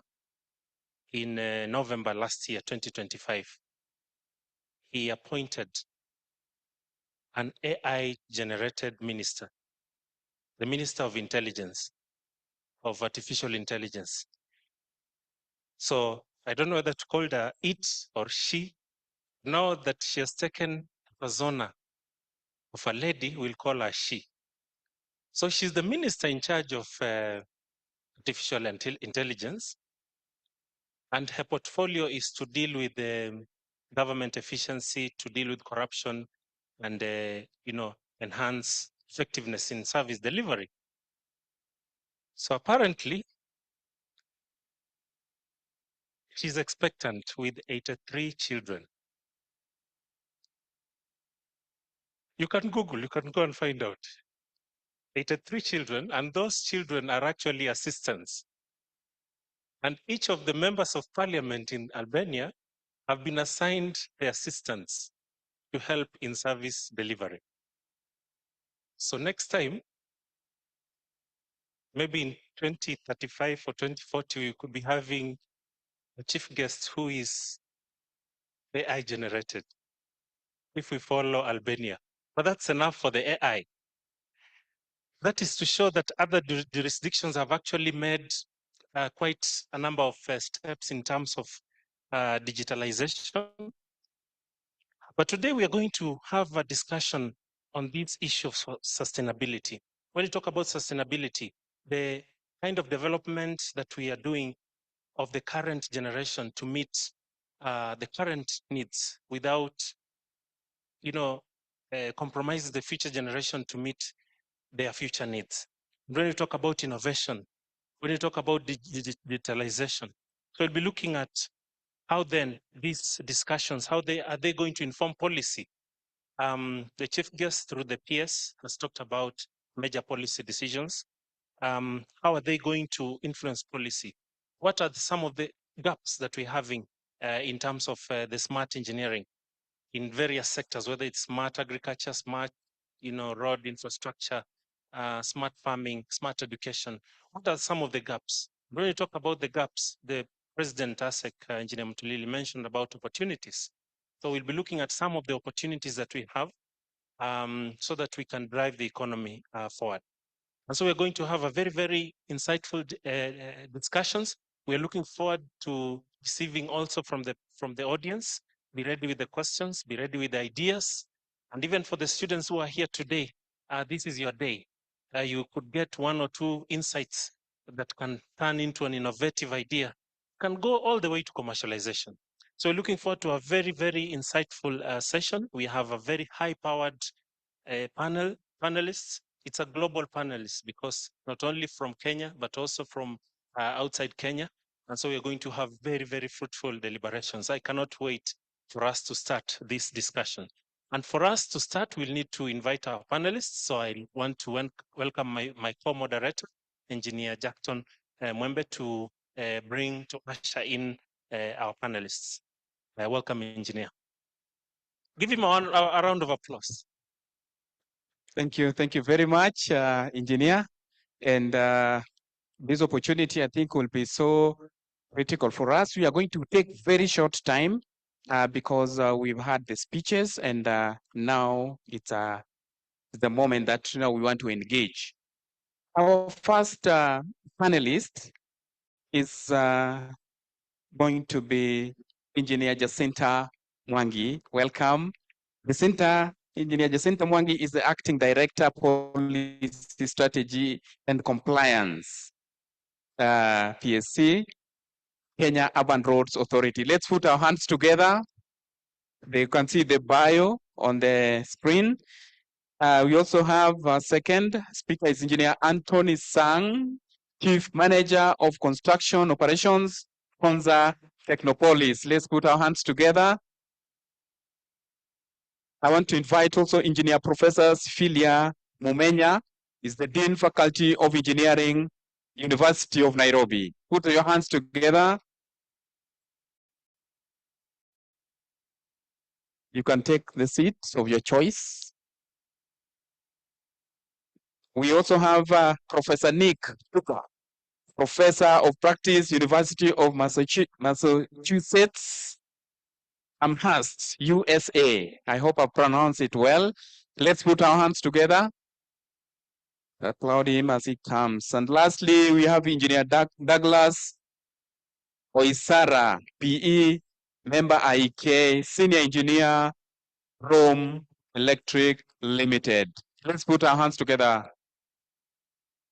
This is a great team that we are going to have with us this afternoon, and my co-moderator, Engineer Okere, also is going to help us in terms of introduction. So Engineer Okere, can you start off this so that we can be able to commence the... Thank you, Engineer Mwembe. So just to start us off and to set the stage to our distinguished panelists, ladies and gentlemen. Our theme today is smart engineering for a sustainable future through innovation and digitalization. Just each one of us in, say, 2 minutes, what does smart engineering for a sustainable future entail? And especially in terms of Kenya, in terms of the vision that we have as a country, in terms of the goals, in terms of our aspirations. What does it mean to you as an engineer? Over to you, just in less than 2 minutes, each one of us. Okay, thank you very much. My name is Engineer Jacinta. I work at Kenya Urban Roads Authority. From my understanding of the word smart, it should be the use of technology, the use of data, to make predictions and decisions in every aspect of life. May it be like for us, the infrastructure, may it be the current use of the road. What do you want to achieve? What is the current status? Do you have data? What predictions do you want to make? And how do you want to move forward? So my understanding of smart, there has to be an element of technology. There has to be the issue of data, because it has to be measurable at the end of the day. For now, thank you.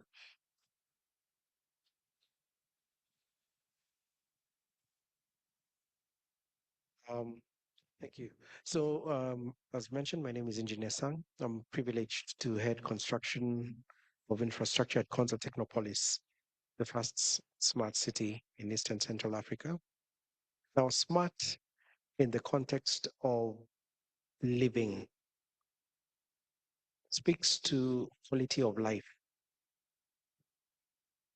how we live in terms of air quality, what sort of homesteads we live in, or apartments or housing, how we transport, how do we handle energy in a sustainable manner, how do we handle waste, water supply, the very basic elements of a life and living and a livelihood or urbanization.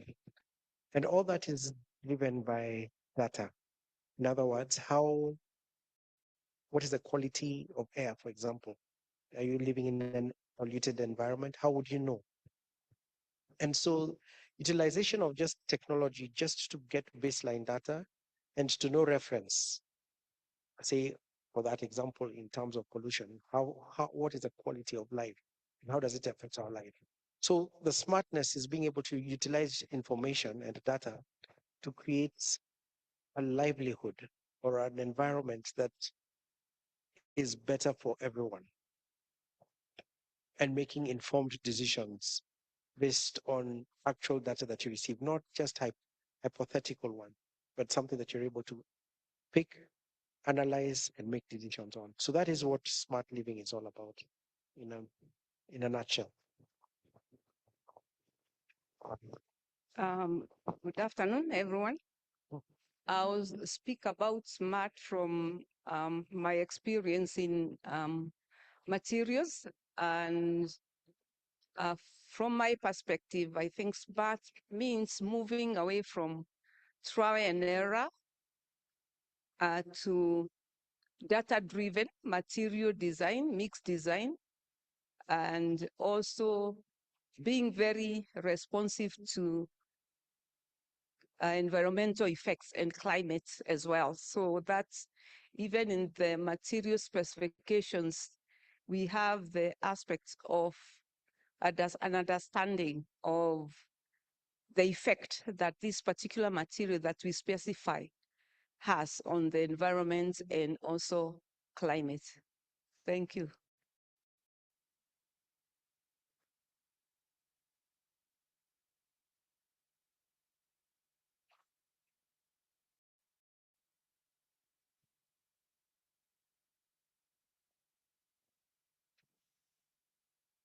First, I want to thank the Dean for inviting me here. So thank you very much. I'm really grateful to be here. I'm Professor Nick Tooker from the University of Massachusetts, and I'll be here this whole semester until June. I think it's hard to talk about smart without talking about people. And I think there's so many smart, literally smart young engineers and young people and students. And I think we as professionals need to rely on you more and trust you more, that you know what you're doing and that you're able to solve all of these very difficult problems that a lot of us have created. So I think the big part for me is putting trust into the young people and the students in particular.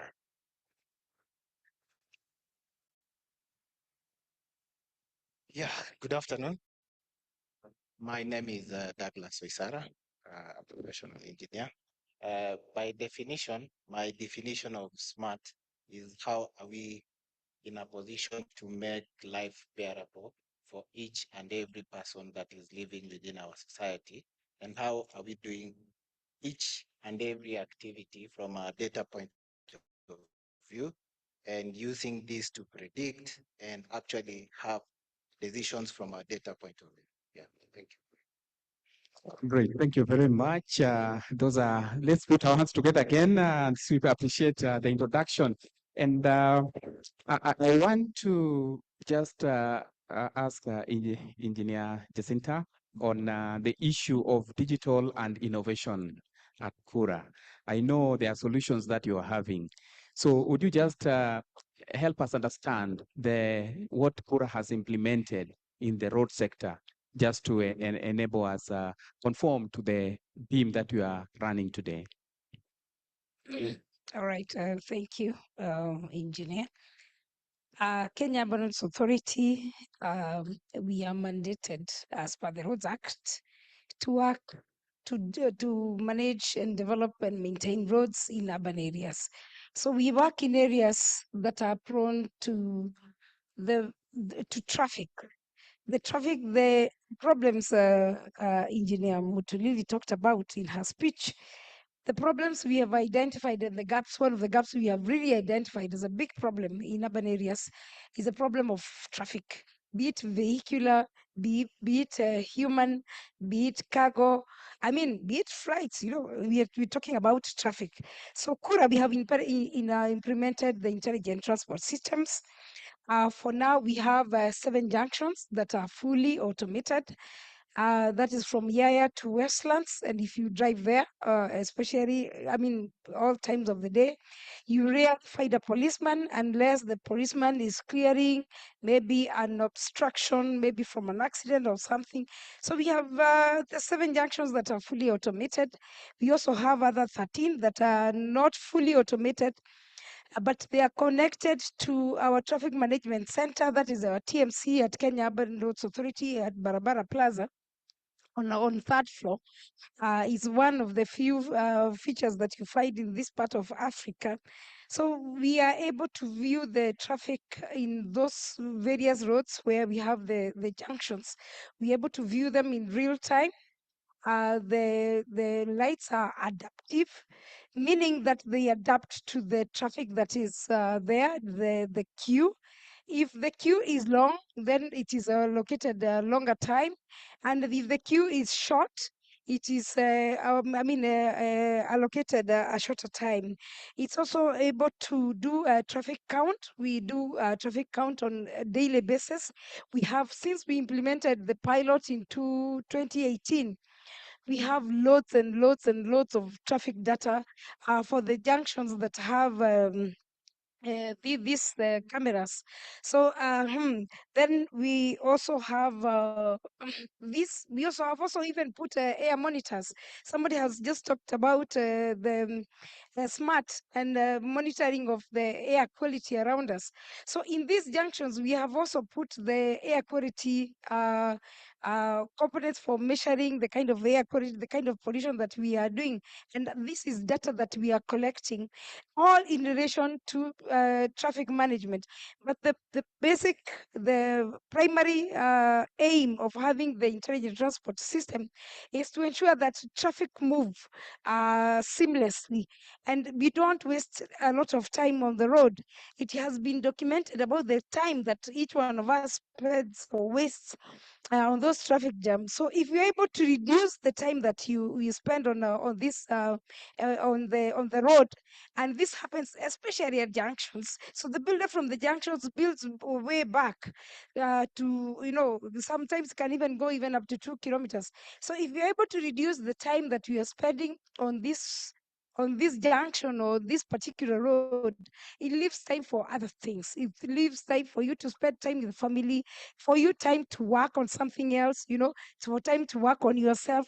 So the management of traffic, to ensure that the seamless movement of traffic is not only on traffic alone, it also reduces on the emission.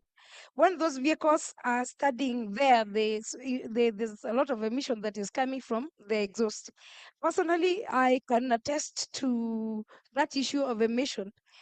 Before I moved out of Nairobi, not really out of Nairobi, but somewhere I used to stay.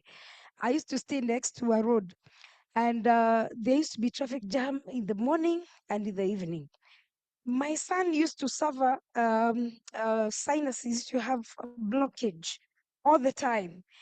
I didn't know. I thought, you think it is part of growing up. But when I moved out and I moved to even a colder place, then this problem stopped. So it meaning that it is from the emissions from these vehicles that we were consuming that was affecting him. So when we are implementing the ITS, we are not just looking at traffic alone. We are looking at a whole spectrum of activities.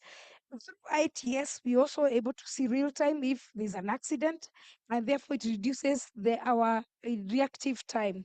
Sometimes you need to rely on somebody to call and say, oh, there's a vehicle over here, so you need to be removed. But now with ITS, all these things are able to be attended to in real time. There's a whole spectrum around the intelligent transport systems that is envisaged in these projects. We are implementing currently, we are implementing 3 projects right now. Since we did the pilot and the others, 13 junctions, right now we have a phase 1 where we're doing 25 junctions using funding from Korea Exim Bank. The same money is also going to be used to build a ultra ordered traffic management center, which will be managed by people from KURA, KERA, KENHA, the road agencies, the police, ICT, county, meaning we will encompass everybody because this issue of traffic is for all of us. So in a nutshell, that is what we are doing. So we have phase 1 for 25 junctions, and the TMC, phase 2 for 60 junctions, and then we also have looking at phase 3 from the Chinese for 125 junctions. So given in the next 3-4 years, Nairobi will be a different place. Thank you. Fantastic. There's a lot of work going on. And just on the same note, Engineer Anthony, I know, Konza, they piloted so many smart systems. And I know counties and the national, the cities and the counties would like to adopt some of these solutions. Would you just highlight what they can be able to adopt? And are there any structural and technical, barriers that can be able to affect the implementation of such solutions? Okay, thank you. So I will start first of all with the fundamentals.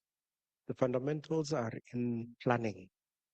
Now, one of the biggest challenges, and I think that I'll start from there in terms of institutional barriers and technical barriers, is because we start with technology and engineering before we actually address the planning stage. Now, Konza is a master plan smart city, meaning that apart from just the physical planning of where the different aspects in a city are required, the universities, the hospitals, the commercial spaces, the residential, so on and so forth, the roads, there's also the infrastructure part. So one of the key things that we've done at Konza is ensured that all infrastructure is part of the master plan and is integrated. And I'll speak to integration quite because that is the biggest challenge we have in Kenya and in major cities. What I talk about integration is because we talk about the roads. At Konza, we talk about streetscapes. Our roads are dedicated. So we planned public transport through dedicated routes, BRT line, what we call the auto green transit corridor, dedicated bus lanes, apart from the main highway. So from design, where public transport operates and private vehicles operate are segregated. Why?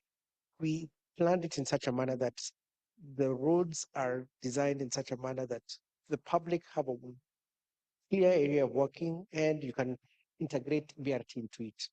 Into that, there are other systems that we've integrated apart from the ITS, which is spoken about, but more importantly, in other aspects of services.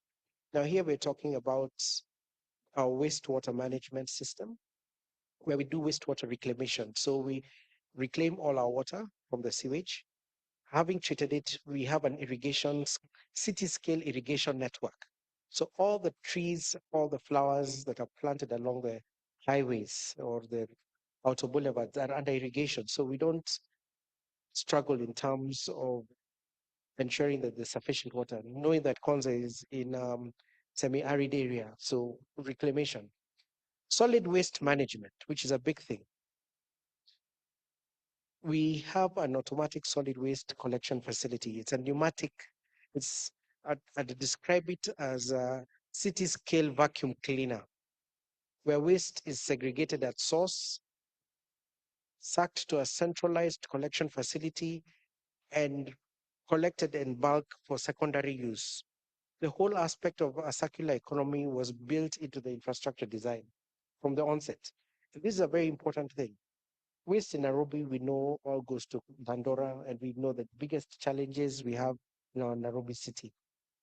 Konza is very different because at source, you're able to segregate plastic, paper, waste paper, and mixed waste for secondary use.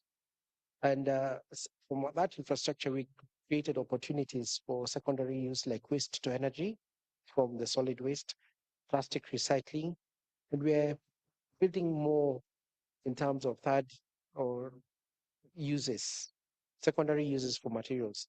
Now, lastly, there are two other aspects, energy and water.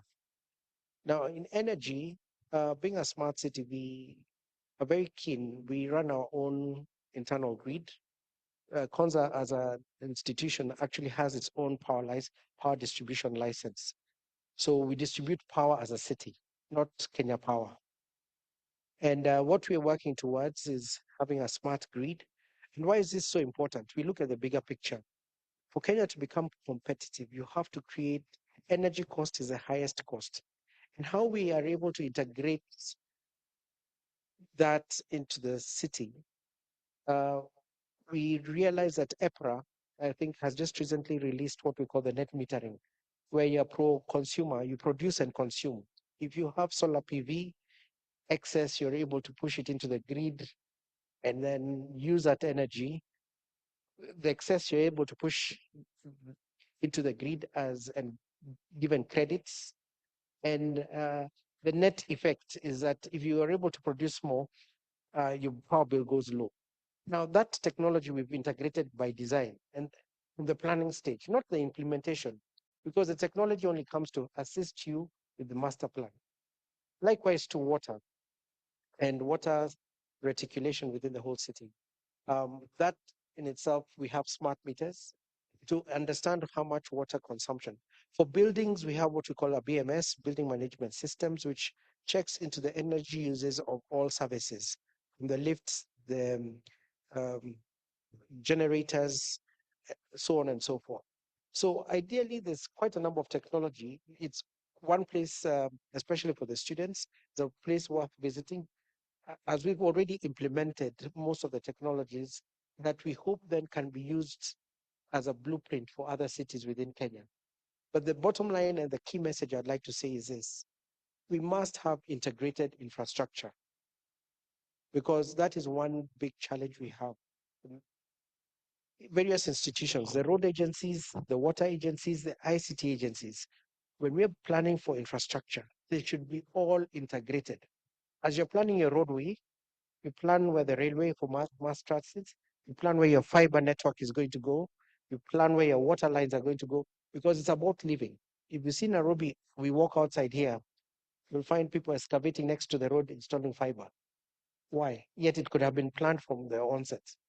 So that's a concept that we must inculcate in our culture of integrated planning. We don't think as road engineers, water engineers, ICT engineers, we think as infrastructure engineers. And I think that is the right way to go forward as a major cultural shift that we must see. Chair, thank you. Um, thank you. Thank you, Engineer Anthony. Maybe before I come to Engineer Professor Sifila, just as a follow-up question, and maybe just take 1 or 2 minutes for the interest of time.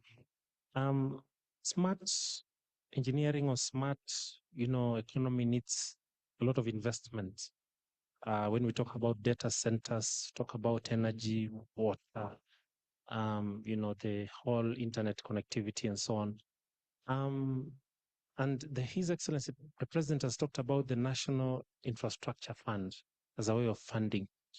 In your view, how can Konza and let's say even engineers position themselves in terms of this sustainable funding to have this critical infrastructure in place? How do we position ourselves as engineers?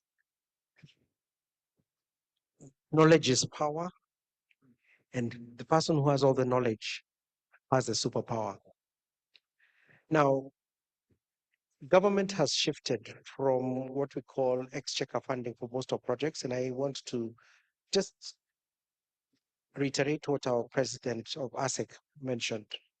We're going into private sector-led infrastructure development, and that is why you find that most roads, like what had been mentioned, the Rironi, Mau Summit is under PPP.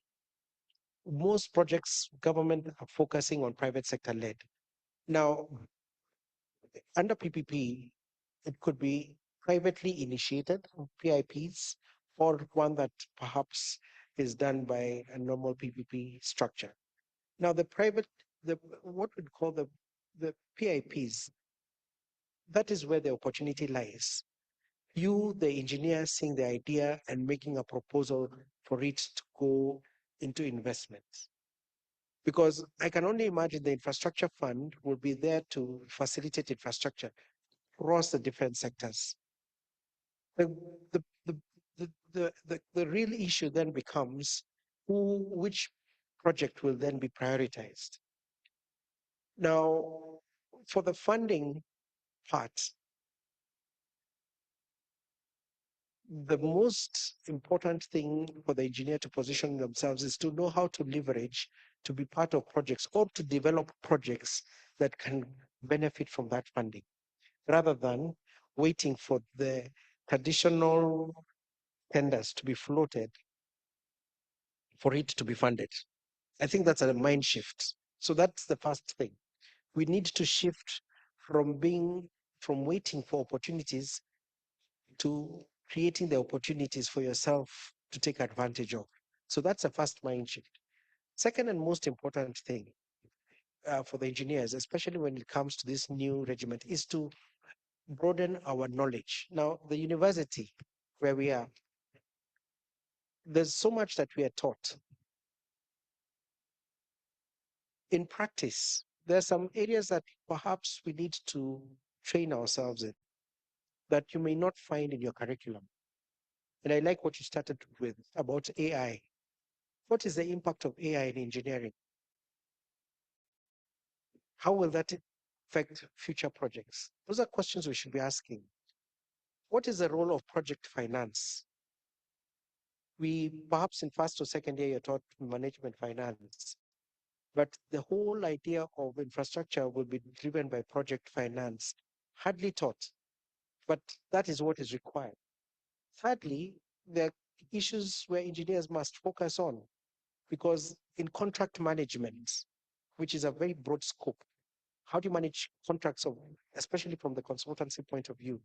If you have no clue in terms of construction law or FIDIC that is being championed by ASEC and IAK, that knowledge is very important, because that is what will drive some of the contracts that are going to be used for some of the infrastructure funding by the implementers.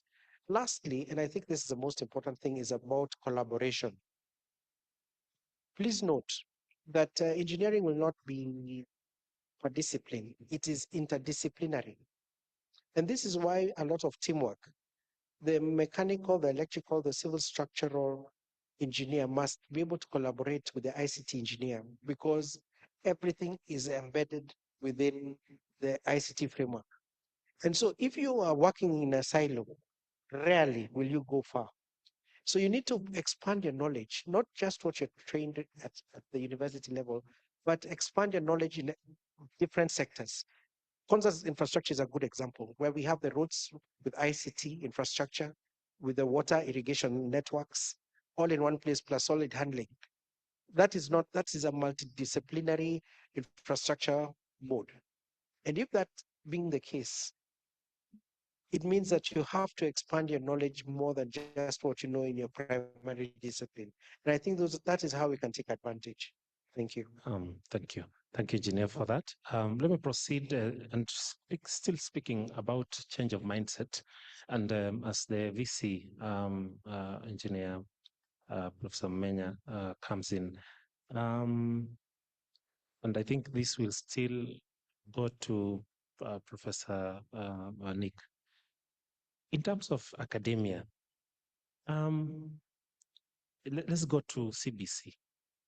We are now implementing the CBC curriculum.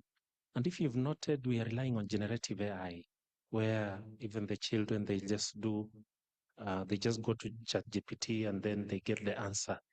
That even affects their critical thinking.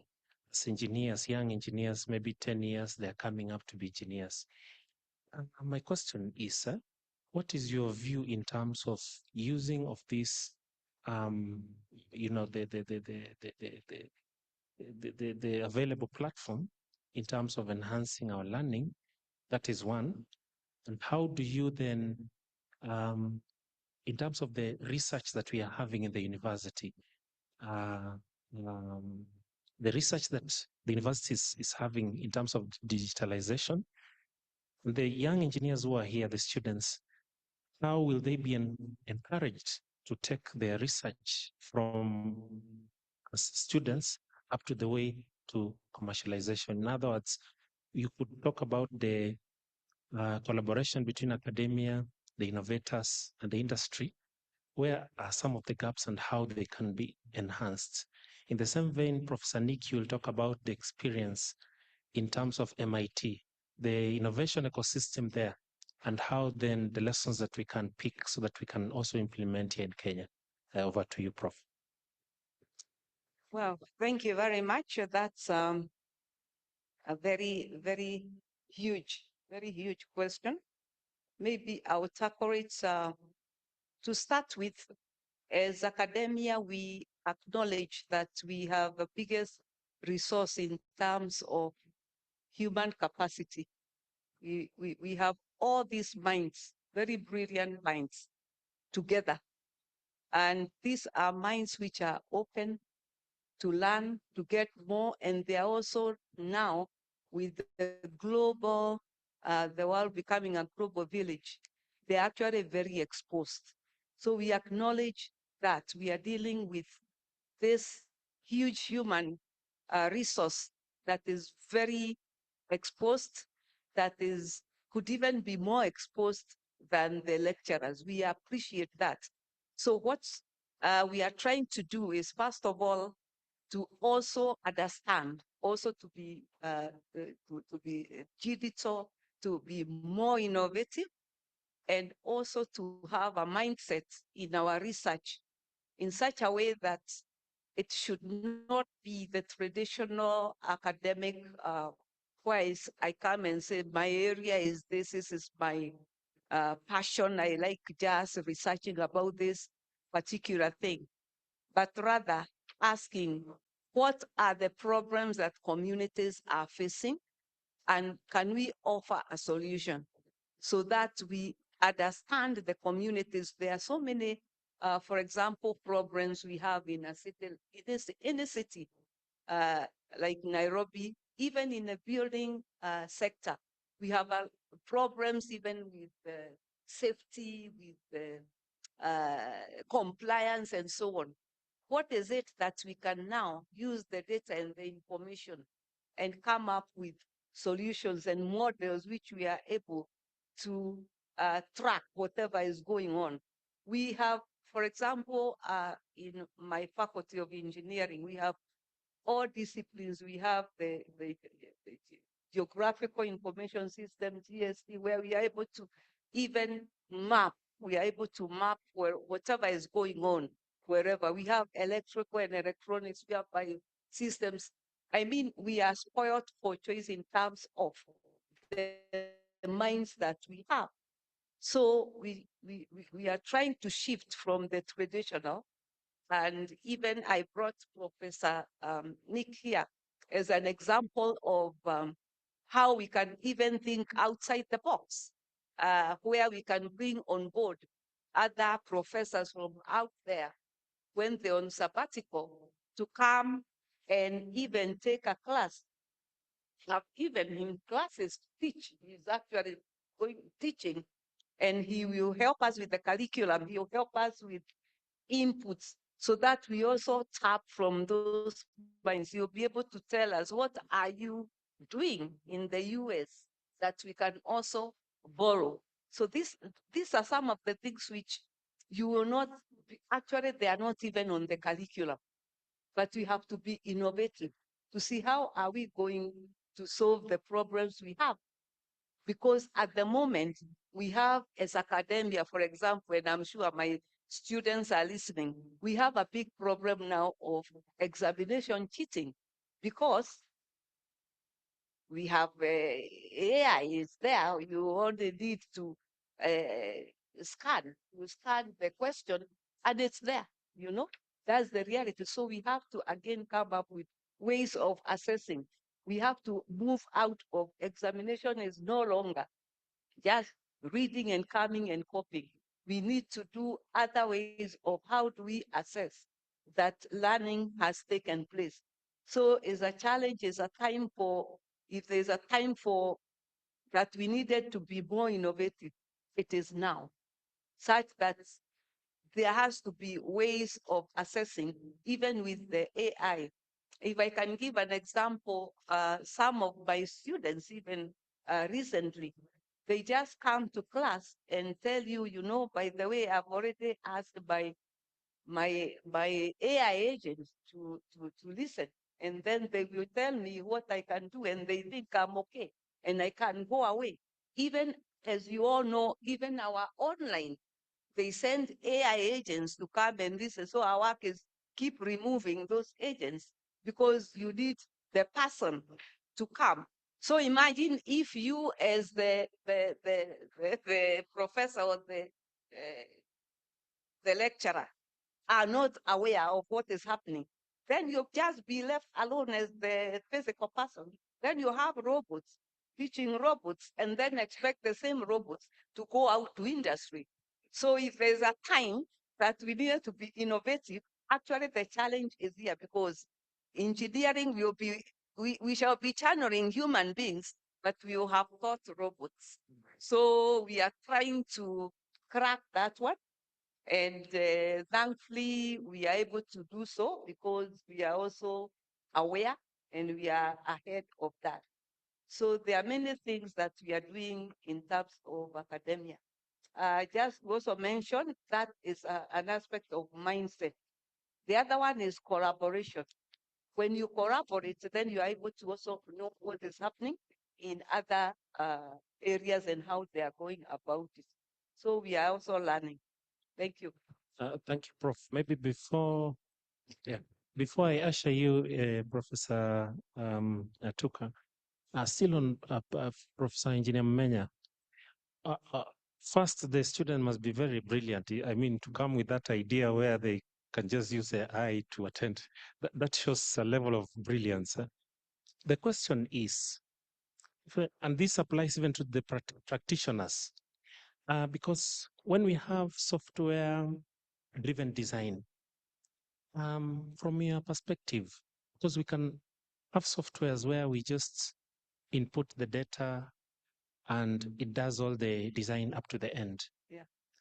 Is there a way that we can question this and confirm, let's say using first principles, so that we even question this software because there's a possibility that the software would also have errors. Yeah. And if we rely completely on this software, on these machines, they could even, if let's say we still talk about generative AI, it could also have some bias, you see, from the way it has been designed.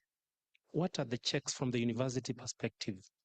Checks and balances in terms of the design, and checks and balances in terms of the technology that we can use, and what are some of the opportunities? Okay. Thank you. Thank you very much. That's a very good question. One of the things that at the moment we are also preparing ourselves to have the first cohort of the CBC students in 2029. And we have already started preparing ourselves and also doing our research and asking ourselves, what are these kids doing? The grade 10, 11,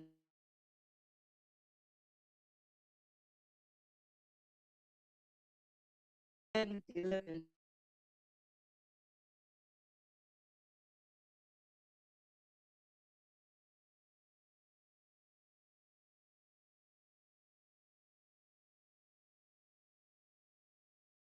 Well, what are they doing? And we have found that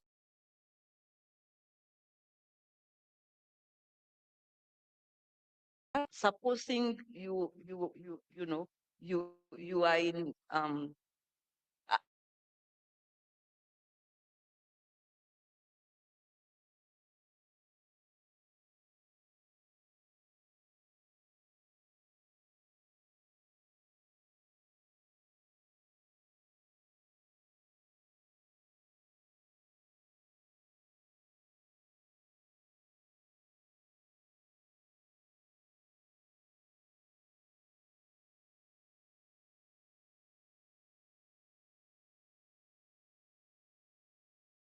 front end, they also need to be able to access it from the back end.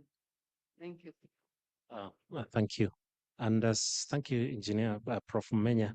As Engineer Tuka, you come in, so you'll address the question of the innovation ecosystem. I'll be interested to know whether here, University of Nairobi, University of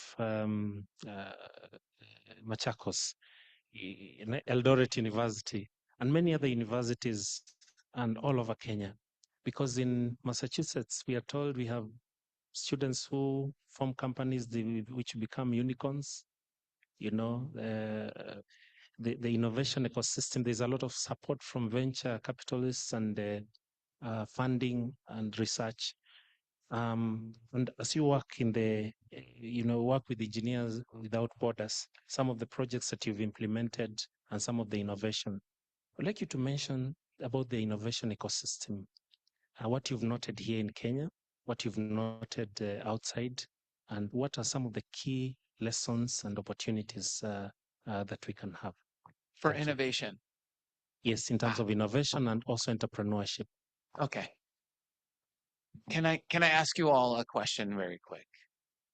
When I say innovation, you don't need to tell me this, but what do you think of when you think of innovation? Okay, maybe it's like a gadget, right? Or maybe it's a new process or something. For me, a big part of innovation is also thinking about how we take other things that other people do really well and we use those in a different way or a different application, right? I have a lot of colleagues in the social sciences and humanities and fine arts who are really good at communicating and they're really good at listening, right? And they're really good at understanding people. And historically, as engineers, we have been very bad at all of those things. We're not good at listening. We're not good at communicating. We're not good at understanding people, right? We can do all of those calculations, but to really be innovative, you have to understand the people. You have to listen to them. The Engineers Without Borders project that I work on, my group is visiting a village in Katui County. And if we came to them and said, okay, you have a borehole, it has very salty water. We're going to bring in a solar PV system and reverse osmosis, and we're going to fix your problem and then we're going to walk away. That would never work. It would never work because we're not listening to the people who are there. They couldn't fix the system. They couldn't maintain the system because they don't have all the spare parts that they need. So we need to listen to them. We need to come with empathy, right? That's a big part of what we need to do, I think, as engineers. To be more innovative, we need to do better at listening. So I know I didn't answer your question. I really think there's so much opportunity to be innovative. And I think what I've seen from the students here, all incredibly smart, very driven, hardworking students. And I think a lot of times, I see students as trying to take too big of a bite, right? And instead of, and then you see this massive problem. And instead of trying to solve that big problem all at once, take a smaller piece. And I think you can innovate in that smaller piece and be able to make an impact, even if it's a slightly smaller impact. And I think there's some opportunity to do that, right? And then we keep chipping away piece by piece at these very big problems rather than being overwhelmed at trying to deal with the entire problem all at once. I still didn't answer your question. So this is another thing that I've learned from politicians is that you don't always have to answer the question that's asked. Sometimes what you do, Sometimes what you do is you answer the question that you want to answer. So I apologize for answering the question that I wanted to answer, but also I wanted to say to the students, come find me. I'm around for the next few months. Come find me if you want to talk about postgrad work in the US or anything like that, innovation, collaboration, all of these things that you've heard about. I would be so happy to talk with you all. Okay, thank you. Let's put our hands together for that. Now, I want you to just highlight a pilot project. This is a project you're doing in Kitui. Yes. Now, there are aspects of the African countries or the third world countries dealing with the issues of affordability. Can you bring the concept of what you're doing there and affordability using smart innovation? I'm not sure I followed the question. Can you... What I'm asking, we have a project that you're working on in Kitui. Yes. Now, using that particular project as an example, are there any affordable aspects that can be able to be related to smart innovation in terms of design and construction and maintenance? I know you're in the water sector, so that's it's such an interesting question because really the concerns and the problems in this particular village in Kitui County, very remote. There's essentially no access to electricity, right? And so the problem that we need to solve is a lot different. And thinking about a smart innovations in that kind of context is just a much different problem, right? When we started working on that project, the women and the children in the village were walking 8 kilometers each way to fetch drinking water. Can you imagine? Maybe you can, maybe you've done that. It was very hard for me to imagine having to walk 8 kilometers each way to fetch water every day. Your entire day is occupied fetching water. So I think a little bit of what I'd like to say here is like being able to work on a project like this and even bringing in, we've brought some UON students with us when we've come to visit, and we'll continue to do that. Bringing students and seeing how you can implement your engineering principles into a project like this is so valuable. And understanding that we don't always need to apply our engineering principles to big projects in urban centers in Nairobi. We can also apply those same ideas to a village that's struggling to get access to water. It's the same stuff, right? The physics is the same, the chemistry is the same, but it's just applied to a different situation. And it's making such an impact on the villagers in that community. I see it already. They come up and they say, thank you. My goats are healthier. I can see it already. It's like so impactful to be able to see that and to be able to feel that, even at a small scale like that. All right, thank you. Thank you very much. And yes, now, Engineer Douglas, you are in the, this electric vehicle production. What are the challenges that can be resolved by smart engineering tools? You can highlight a few of the challenges in the conversion and the solutions that we are having, smart engineering, tools that we are having, and how can we be able to overcome such barriers? That's a nice question. It's now approximately around 8 years since we started e-mobility in Kenya. And I must say, the problem is not engineering per se, and I can explain this. Um, Building one car is an engineering problem, but building 1,000 cars, 1,000 bikes, 1,000,000 bikes, it's a whole industrial revolution that needs to happen. In that manner, over the past 7 years, some of the challenges that we have that are actually affecting things like localization are over-reliance on supply chain. Currently, we have a war in the Middle East, and we do import a lot of electronic, motors, a number of things from China. And this dependence on supply chain or over-reliance on foreign entities exposes us to foreign exchange, and of course now things when we cannot ship anything back to our country. The other issue that we've experienced so far is we are not in a position to do rapid prototyping locally. It is expensive. It requires specialized equipment to actually do this. And yes, the industry is slowly catching up, but we are not yet there. We have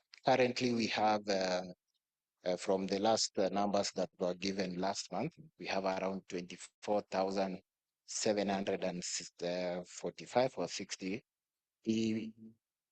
electric vehicles in the market. That's a huge number with respect to what we actually have within our country. So we really need to invest in rapid prototyping so that we can fail fast and move on quickly.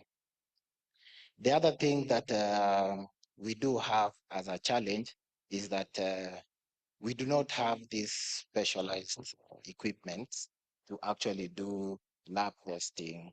I know universities have invested a lot in equipment in the labs, but we are still not yet there. So we need to ensure that we do equip these universities with all these kind of equipment that we need. Moving forward, how do we bridge this gap between us being focused on industrialization, ensuring that we actually create capacity and capability within our country? And this is why the theme of this event is really key. We need to invest a lot in simulation. I know, Madam VC, some of the young techs are very smart, but we don't always want to breach the system. But we really need to invest a lot in simulations so that we don't spend a lot of time fixing something and getting data from the field. You can potentially use a digital assistant, say a vehicle, and expose the same vehicle to different terrains and a number of things. There's one other challenge that is really difficult for in Kenya, and this challenge is, let's say you design a motorbike. you design this motorbike, you have the load capacity, but now the end user, the boda who is using this bike, wants to carry a cow. And that is not something that you can now prepare for. It's not something that you can now, you're not in a position to design for such use case. But with getting information from simulations and investing in digital tools that actually give us data from out deployed assets, we are in a position to now design and deploy vehicles, systems, software, name them, things that can actually assist us. What I have come to learn being in the e-mobility space is that the moment you tap into getting more data and more information from assets that you've actually deployed, you now move from having a product that you don't have an idea of how it works, now actually producing a product that is reliable. Yeah, thank you. Yeah, I know this is a very hot discussion that we were having a conversation elsewhere where the the electric vehicles and the weights versus the design of the roads that we are having in this country. What kind of those kind of collaborations so that you ensure that the vehicles coming onto our roads comply with that in terms of optimization using the digital systems? I don't know whether that is something that you can be able to comment on. The weights of these load capacity. based on the data. Yes, yes. What we've implemented so far is getting telemetry data. It's IoT. With this kind of information, you are able to read, get information on things such as current, you can get the bearing of the terrain, such kind of information. And with that data, you are able to optimize the hardware and the firmware that you're using on this specific item. So when it comes to us being in a position to design assets that meet the local mwananchi or the local markets, because now again, we have to design for Kenya, made in Kenya. So we use this data, then we optimize the system with regards to what we are able to get. Thank you. Thank you very much. Let's put our hands together for that. You know, this is a new area. And probably as I'm going back to Engineer Okere so that he can be able to take it up. What kind of mindset would you think our young engineers or our young brothers and sisters would be able to adopt to ensure that they can also be in this innovative, smart innovations and technology? What kind of mindset would you advise? Well, thank you. It's a nice question. One of my seniors has said knowledge is power. For a young engineer or an upcoming engineer, I'd like to separate the skills they need into three phases.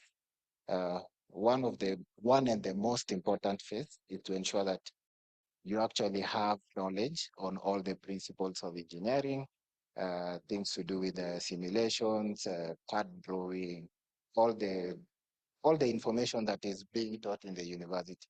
That is very important.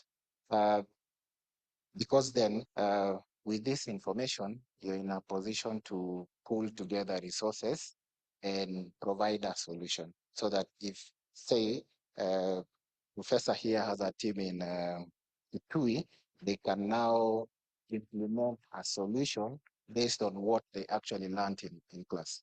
So that is the first and the most important thing that a young engineer needs to have. The second thing that a young engineer needs to have is a good mindset. You need to prepare. You need to be ready to face challenges.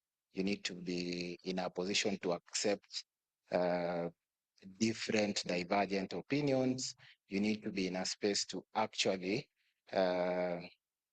face challenges out in the market. It could be political or such kind of things, but you should be in a position to actually have this mental capacity where you are in a position to recognize that I'm in this space and I need to behave in a particular manner. Or if I'm implementing this solution to the team in Kitui, the women and children who have to walk 8 kilometers, you need to understand that they are going through something. There's a problem they're experiencing. It's not just water.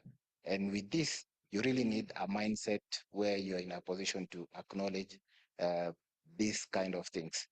The last bit and very important is learn things to do with automation, data, yeah, basically use AI as your assistant or your helper. AI is not going to replace engineers because it's engineers who developed it. I don't think there is any engineer who can develop something that is going to eliminate them from the business. So please use AI as your helper. Use all kind of tools that you need, provided you're using them in a decorum, in a structured manner, and you don't affect any other people out there or any ecosystem that is out there. One additional thing that you see, engineers, we are taught or we are trained to either find a problem and provide a solution, or you just provide a solution.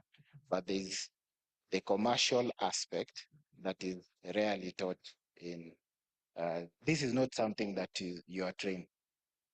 And it's important for each and every engineer to actually understand that there's the commercial aspect of engineering, because at the end of the day, engineering without commercialization, you cannot scale.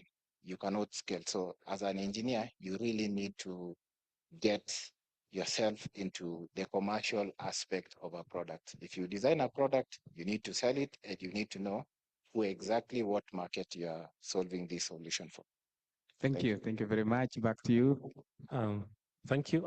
Just go maybe one round and then we open up to the audience. I just wanted to add what Janae is mentioning is the mindset in terms of having an entrepreneurial mindset or innovative mindset. I think it's important, as you have mentioned, rightly so, that as engineers, we also need to work on being businessmen and businesswomen, entrepreneurs. We want to see third, fourth, fifth years coming up with products and patents that can go all the way to commercialization, and for sure you can do it. So our panel is just one round of comments, and then we open up to the floor of the audience. This is going to be a very interesting question, so please prepare. There are two questions, just 1 minute each. We've talked about M-Pesa for a long time, and it's like our national innovation pride. So now the question is, what digital innovation do you think will transform Kenya in the next 10 years? What digital innovation, what kind of innovation from where you sit is going to transform Kenya in the next 10 years? And then the second thing you can comment, God willing, if we meet in World Engineers Day, 2046. Today is 2026, isn't it? So 2046, that's 20 years from now. What engineering milestone would make you proud from where you sit? Let me repeat again. Prof, they're easy questions. You can, Professor Nick, you said there's a way you can answer. So one is one digital innovation that will transform Kenya in the next 10 years, in your view.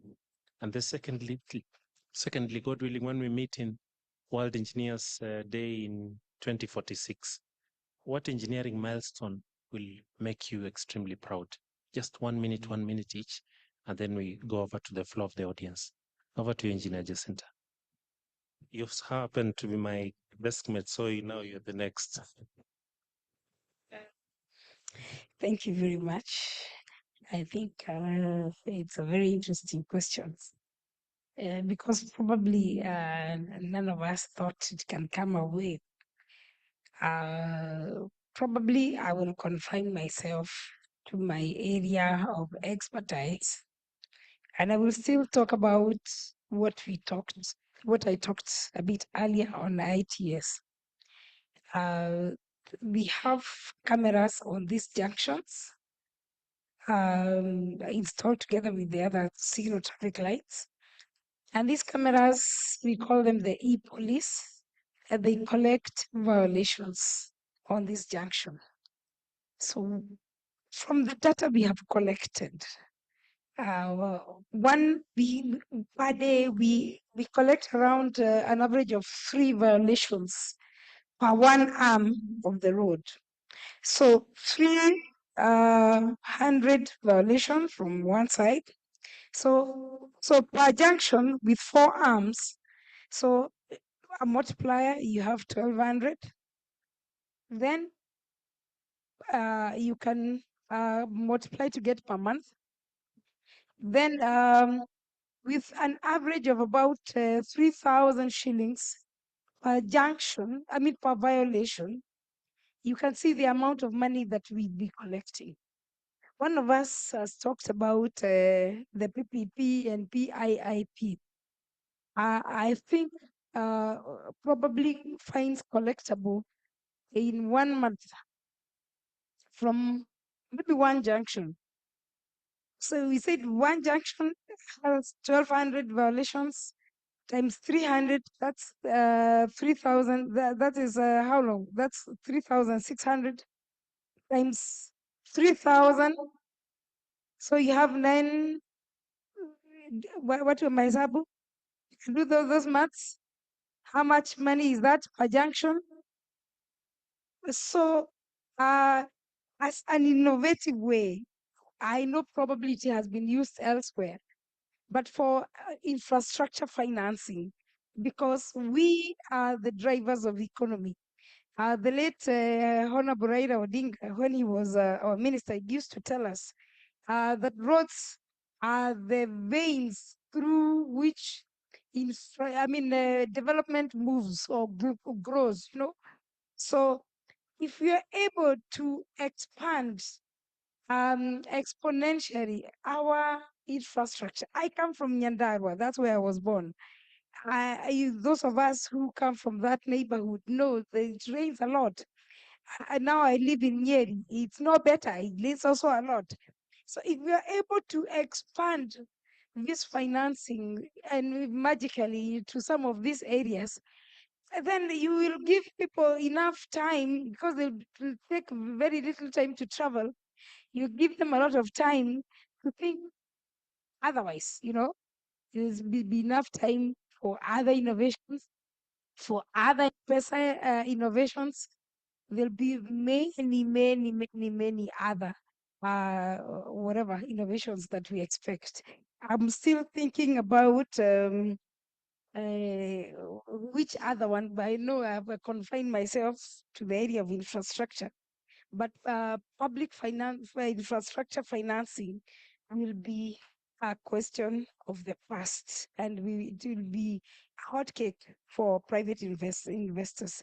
Now, in 2046, that time I'll be a senior citizen. I'm still thinking what I will want to see. But for me, I want to see a good infrastructure. I want to see people who are stable. The road rage, they're linked to mental illnesses. So you can imagine. Thank you. Thank you. Now, on the first question on technology and what would have the greatest impacts is what we call generative AI. Now, the engineers will be joining us, the CVC class, the ones who will be coding, will be speaking on their designs, and they'll be able to talk to their AI and say, I'd want a building with all the utilities, give me the BQs, the costs, the complete design, and there'll be no more T-squares that we carry to the drawing office. Boom, that is what you'll get. And that is going to, actually, I believe it's a reality. Maybe we've not seen it. But if you understand what has happened in some of the jobs in photography, if you've seen what has happened in music, if you've seen aspects like in coding, where you speak and the code generates the website without it, it has rendered developers, those people who went to train in software development, without work. Because everybody can now speak to the AI and it generates maybe the website. And that's what's going to happen to engineering. And I think that is what we need to be preparing for. The real question will be, whose platform will you be using? And this is a challenge to all the engineers. That's why I like what Prof said. Let it be that development, let it be the software, let it be the one that the university engineering student develops. We are at an age whereby knowledge has been liberalized because of ICT. What they're learning in the US, what we're learning here in Kenya, it's all there. It's in the cloud, it's available to all. But what you do with that information, there are those who are developing softwares that we will end up becoming subscribers of to use. The question then begs, will you be the one developing the platforms to do the engineering designs that you can then commercialize? That is really the biggest move that will see a big shift in the classroom and in our design offices. 2046, what do I see? 2046 will be a very interesting year in that World Engineering Forum. And what I'd be very proud to see at that particular point in time is whereby we'll have implemented an integrated master plan for infrastructure for Kenya in total. What do I mean? We would not need to be driving on our roads. I'd wish coming to Nairobi, I'd use a subway from Machakos or from Konza, arrive at bus station or arrive underneath the university somewhere, join my class, and then take an underground maglev all the way to Naivasha where I'll be living. That's what I'd want to see. I'd want to see whereby we'd not be 2046. In Konza, we have a drone zone. So autonomous drones or flying vehicles is what I'd wish to see from some of our innovators. We fly to work in our own drones, right? That is what I'd expect to see. This issue of going to wait for a matatu, we should be taking off from outside Taifa Hall in the next 20 minutes here in Gong or less. And that's the future I imagine. So who will do it? The students I can see here, those should be our fifth year projects that we should be developing. Because if you don't do it, somebody else will do and we'll have to import it and reuse it. But the question is, we've been provided the tools, the platforms to develop, design, and have some of these technologies. So I'll be very proud to have said that we did the first subway, we did the first air corridor, and we'll be using that to make life very convenient. Thank you.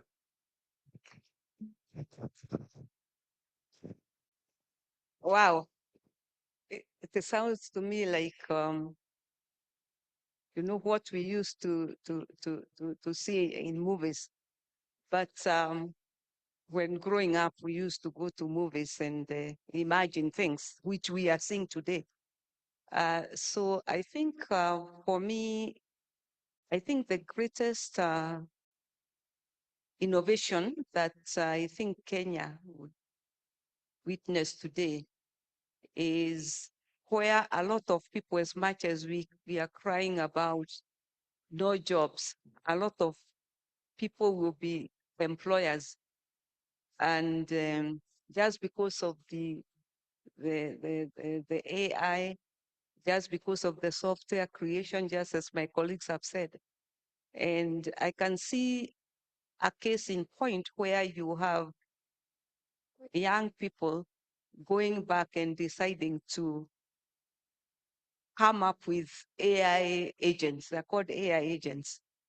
An AI agent to do this, to do that, to do the other. And these agents are created by brilliant minds. So you create them and you employ them or hire them. You can even have a supermarket where you go hire an AI agent to do for me this and the other. I think I would like to imagine a supermarket of AI agents instead of going to a supermarket where you have this, you go to the space where you say, I want an AI assistant to help me do 1, 2, 3, 4, or help me, I'm able to monitor my aging mom, whatever she's doing, I can be able to see, for example, from where I am, so that I'm able to do other things or do interventions. Then moving forward, coming to the World Engineers Day, 2046, just as my colleague has said, I've always felt that we need subways, we need underground cities, for example. Instead of going up, why can't we go down? And it need not be Nairobi, where maybe with their challenges, there could be other areas which have not been exploited. New cities, but underground. That is what I would like to see, which are interconnected, so that I'm able to move to my village or to whichever other city and work there without necessarily using the ground above, where we can use it for other uses. And this is not something that has not been done. In China, there are underground cities in Turkey as well.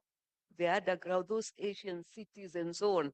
So I keep asking myself, from my structural engineering background, we read about the Roman Empire. Those people were way ahead. They did the things that I'm talking about. They did thousands of years ago. They were able to do that. So where can't we do even better? Now we have more information. Thank you.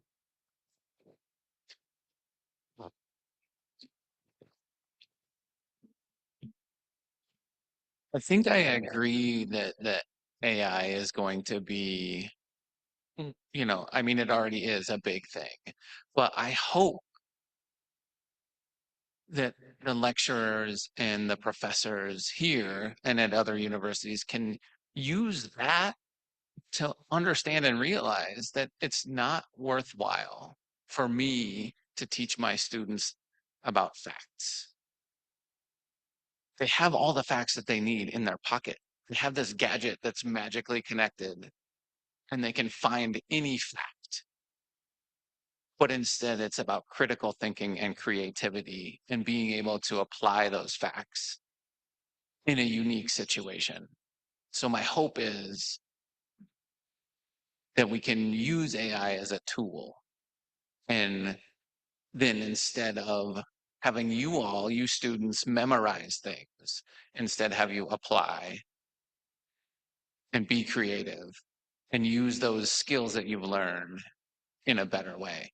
And for 2046, I really hope that my students will be able to recognize that they can use their engineering to do whatever they want. I don't want to be in a world where students feel like they need to make a living by building more bombs, right? Or designing things that are harmful to other people. Instead, they can use it for good, to provide people water, and to provide them access to other things that they want and need, like clean vehicles or fast transportation or underground cities or whatever it is.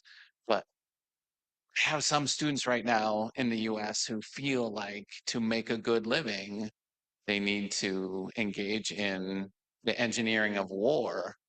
And I hope that we can get to a place where that's no longer the case.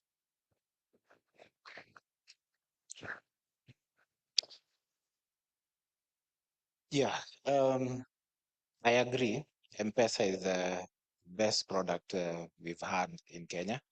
But for the next 10 years, what I hope to see, I believe e-mobility is in the perfect space at the moment.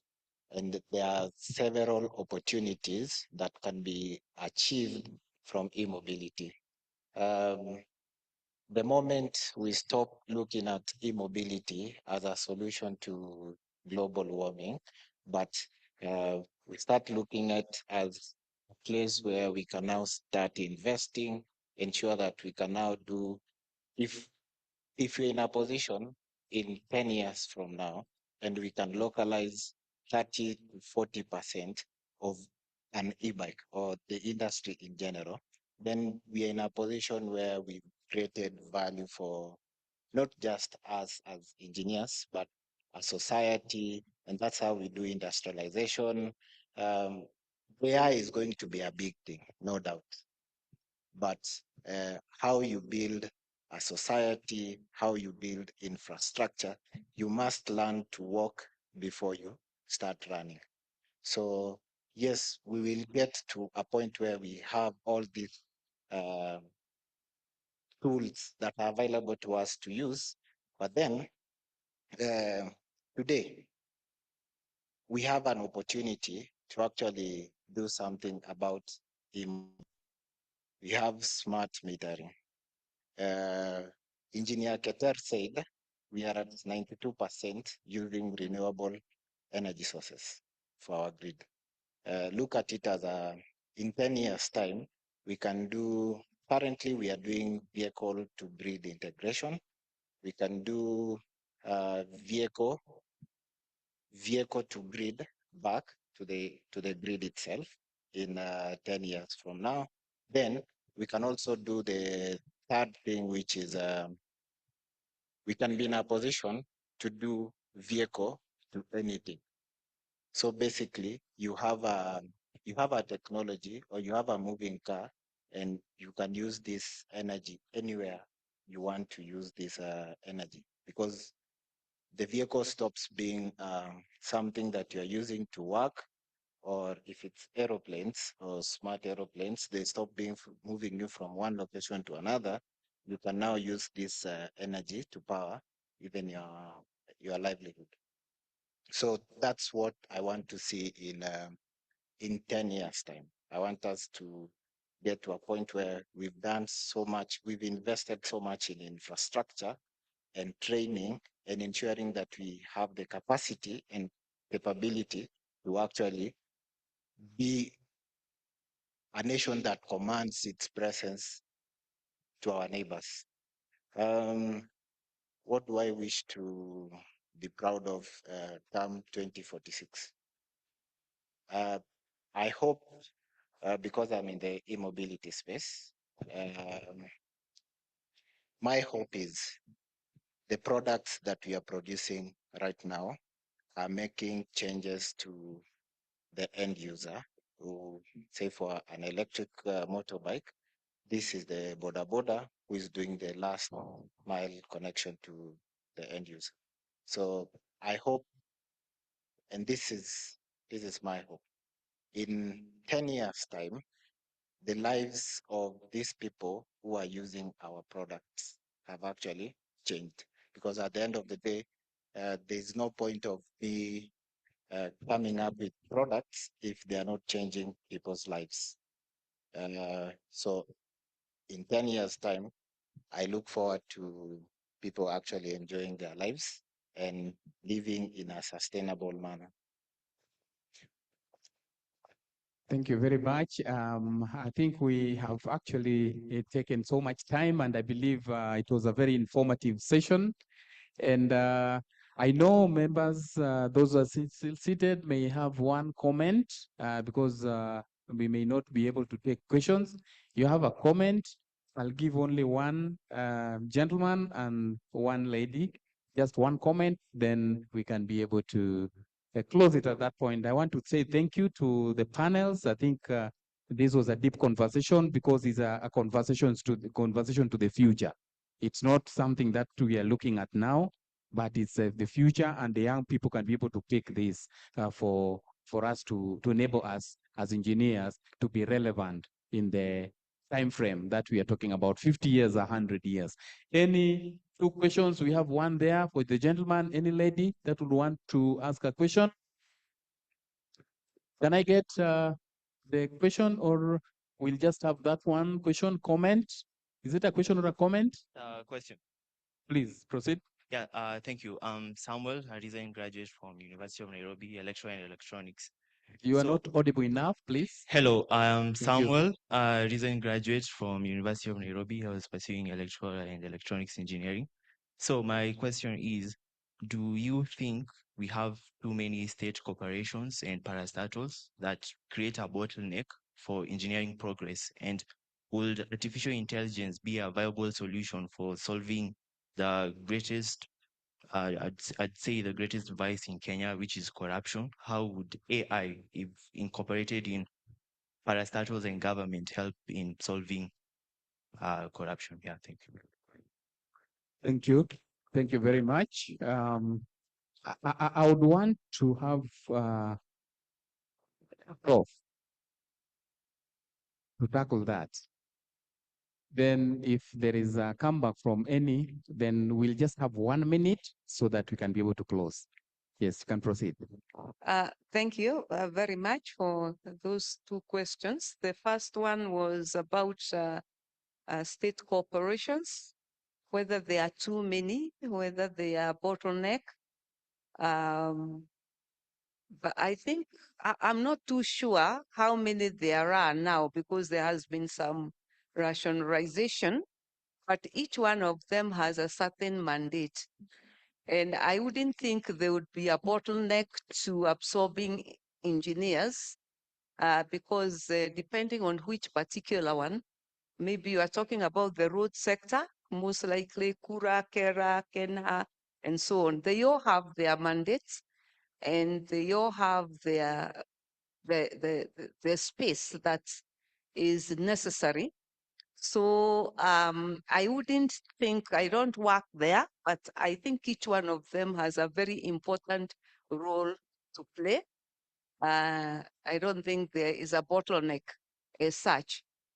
Then on the use of AI to address the issue of corruption, I think, yes, once you have in place streamlined systems, because I think corruption thrives where the systems are not very clear. Once you have streamlined the systems in such a way that you are able to address each value chain, then you may not be able to eliminate, but you'll be able to identify where the corruption is. So it will be easier because at the moment, personally, I also find it very difficult to even describe what is corruption because it's this amorphous thing where anything you do, oh, you say it's corruption, but there must be a specific part of the chain where there's an issue. And that can only then be identified once the systems or the processes are very well defined and identified. Then once the corruption issue is identified, then it's dealt with. But at the moment, there's this blanket cover. Oh, okay, we know we are corrupt. And you cannot even hold anybody to account sometimes because of that, you know, that thing. That is what I would think. I hope I have addressed your concerns. Thank you. Thank you very much. I think we have to come to a close at that particular point. I want to appreciate all of you and the time you've taken to be here and to respond and the preparations that you made. I know the attendees have really, gotten the insights on each and every aspects that you talked about. I want to appreciate, I think we'll just rise let us put our hands together for these great panelists, and they've really done a good job. Let me call up front once again, first VP, that so that we can be able to appreciate. You can move to the front, the photos, so that we have just a photo to show that we were once here.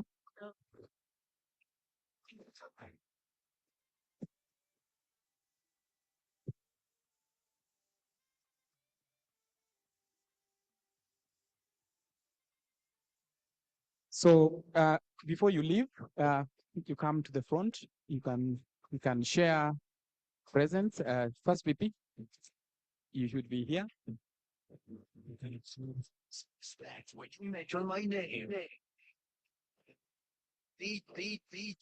Can present the gifts. As he does that, I will wish to call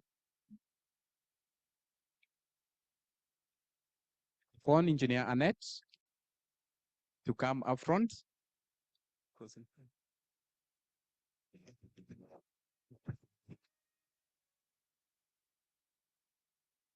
That's our appreciation.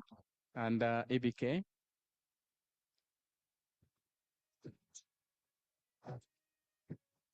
Thank you very much.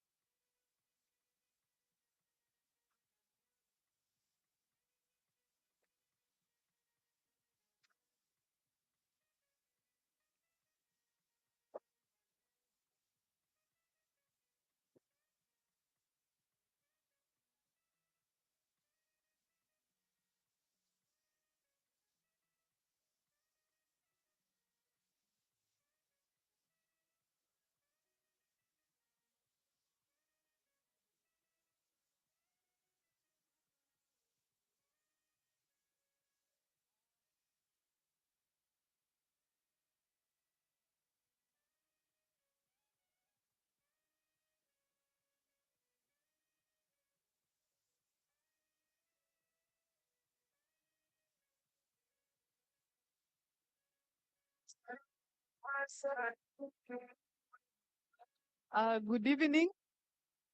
We believe that we are not going to, we are going not, I believe that I'm not going to take a lot of time. I just want to introduce the career week, which will start next week on Monday from 9th to 12th, whereby day one, I don't want to read whatever I wanted to say, but I just want to take a very short time just to introduce that career week. So day one of the career week, it will go for 4 days. So day one, we'll have the introduction part whereby we'll introduce all the disciplines of engineering. And also we'll be having the president's remarks and the guest of honor, at least to bless and grace the event. And the second day, we'll have the discussion on the various engineering discipline. That is, we'll be having a platform in for the technical exchange, mentorship, and exploration of sector specification, opportunities and challenges. That one is day two. And day three, we're going to have a session, a breakaway session where each and individual, I say each disciplines will be having a session, civil, mechanical, electrical, mechatronic, and such. We are going to share the program so that you can see the session. And in those sessions, we're going to have also the speakers whom will take us through personal career and professional development. At day four, we are going to have students showcasing their innovation. I remember we do have posters which are, or a flyer which is circulating. You need at least to submit your innovation, your innovative report in which you are going to evaluate. So the 6 members will be chosen, are going now to showcase, and maybe they are going to be rewarded on that day. So kindly, avail yourself on that day. Remember, this will be a webinar, and it's not only for the students, but the graduate engineers and also the professional engineers. So I want to welcome everyone, each and every person to that webinar, which will be starting at around 4. I think it's 4 o'clock, yes, 4 o'clock to 6 p.m. So each and every questions that you really clarity, kindly, is going to be answered there. So welcome all. Welcome. I welcome everyone. Now to finalize, I want to acknowledge my team who are planning for this career week. I'll start with Engineer Grace. Engineer Grace. Engineer Grace has been one of the person that is one of the engineer who is pioneering this mentorship program, and he has been the forehead huko mbele kabisa. So kindly we appreciate her for that.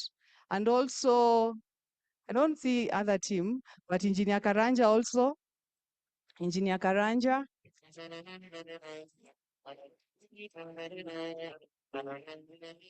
Yes. Engineer Clifford.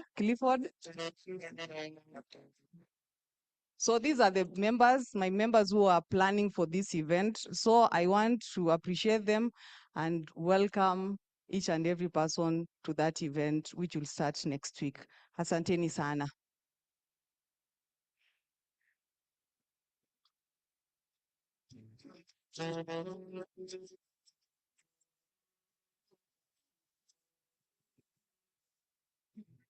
Thank you, Engineer Net. Hi, good afternoon. Yeah, my name is Alex Mumbo. I'm the chair, IEK editorial board, but my task here is to give a vote of thanks. And luckily it's been prepared for me, so I'll just read.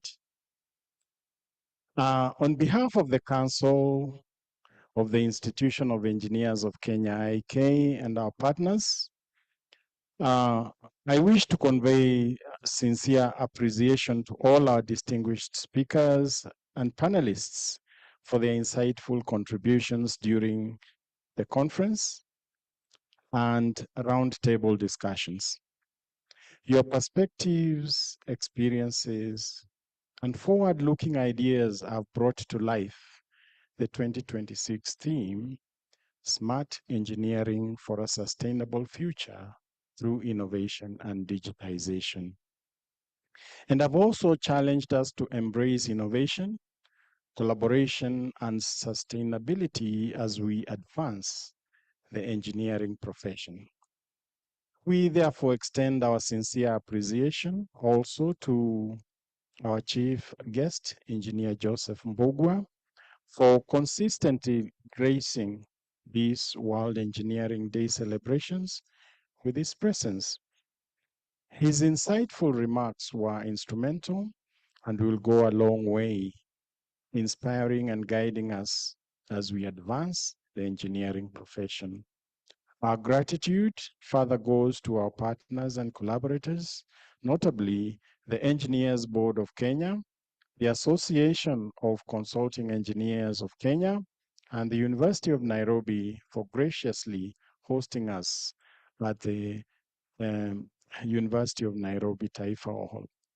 We appreciate all institutions and stakeholders whose support and partnership made today's procession, tree planting, and conference sessions a success. Special appreciation goes to the IEK Council, the Events Committee, the IEK Secretariat, and all our dedicated volunteers for the meticulous planning, coordination, and hard work that went into delivering an event of this magnitude. Your commitment continues to strengthen IEK and the wider engineering fraternity. To our members, young engineers, and students, thank you for your strong turnout and active participation throughout the day. Your energy and engagement reaffirm the unity, professionalism, and pride of the engineering community in Kenya. As we conclude, let us look forward or take forward the spirit of purpose, innovation, and responsibility demonstrated today. World Engineering Day is not only a celebration of our achievements, but also a call to action to design smart solutions and build sustainably and apply our skills in service of society and future generations. Thank you all for your presence, your valuable contributions, and your continued commitment to the engineering profession.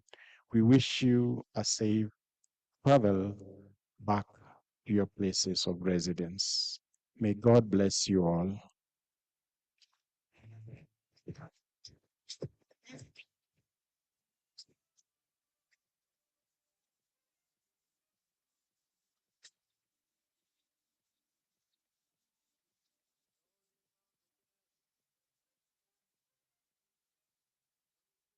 Thank you very much.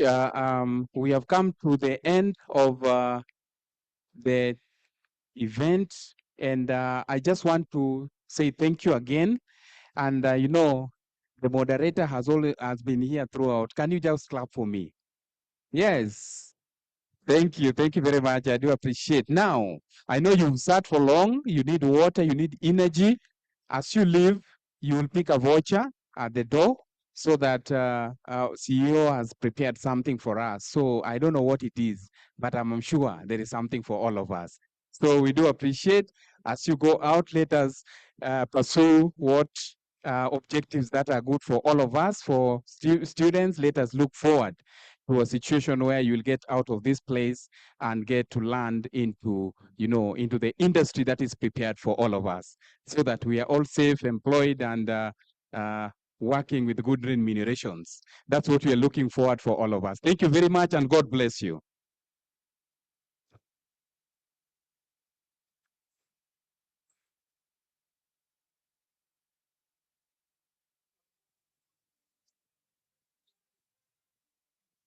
Why make debate? Why make concept?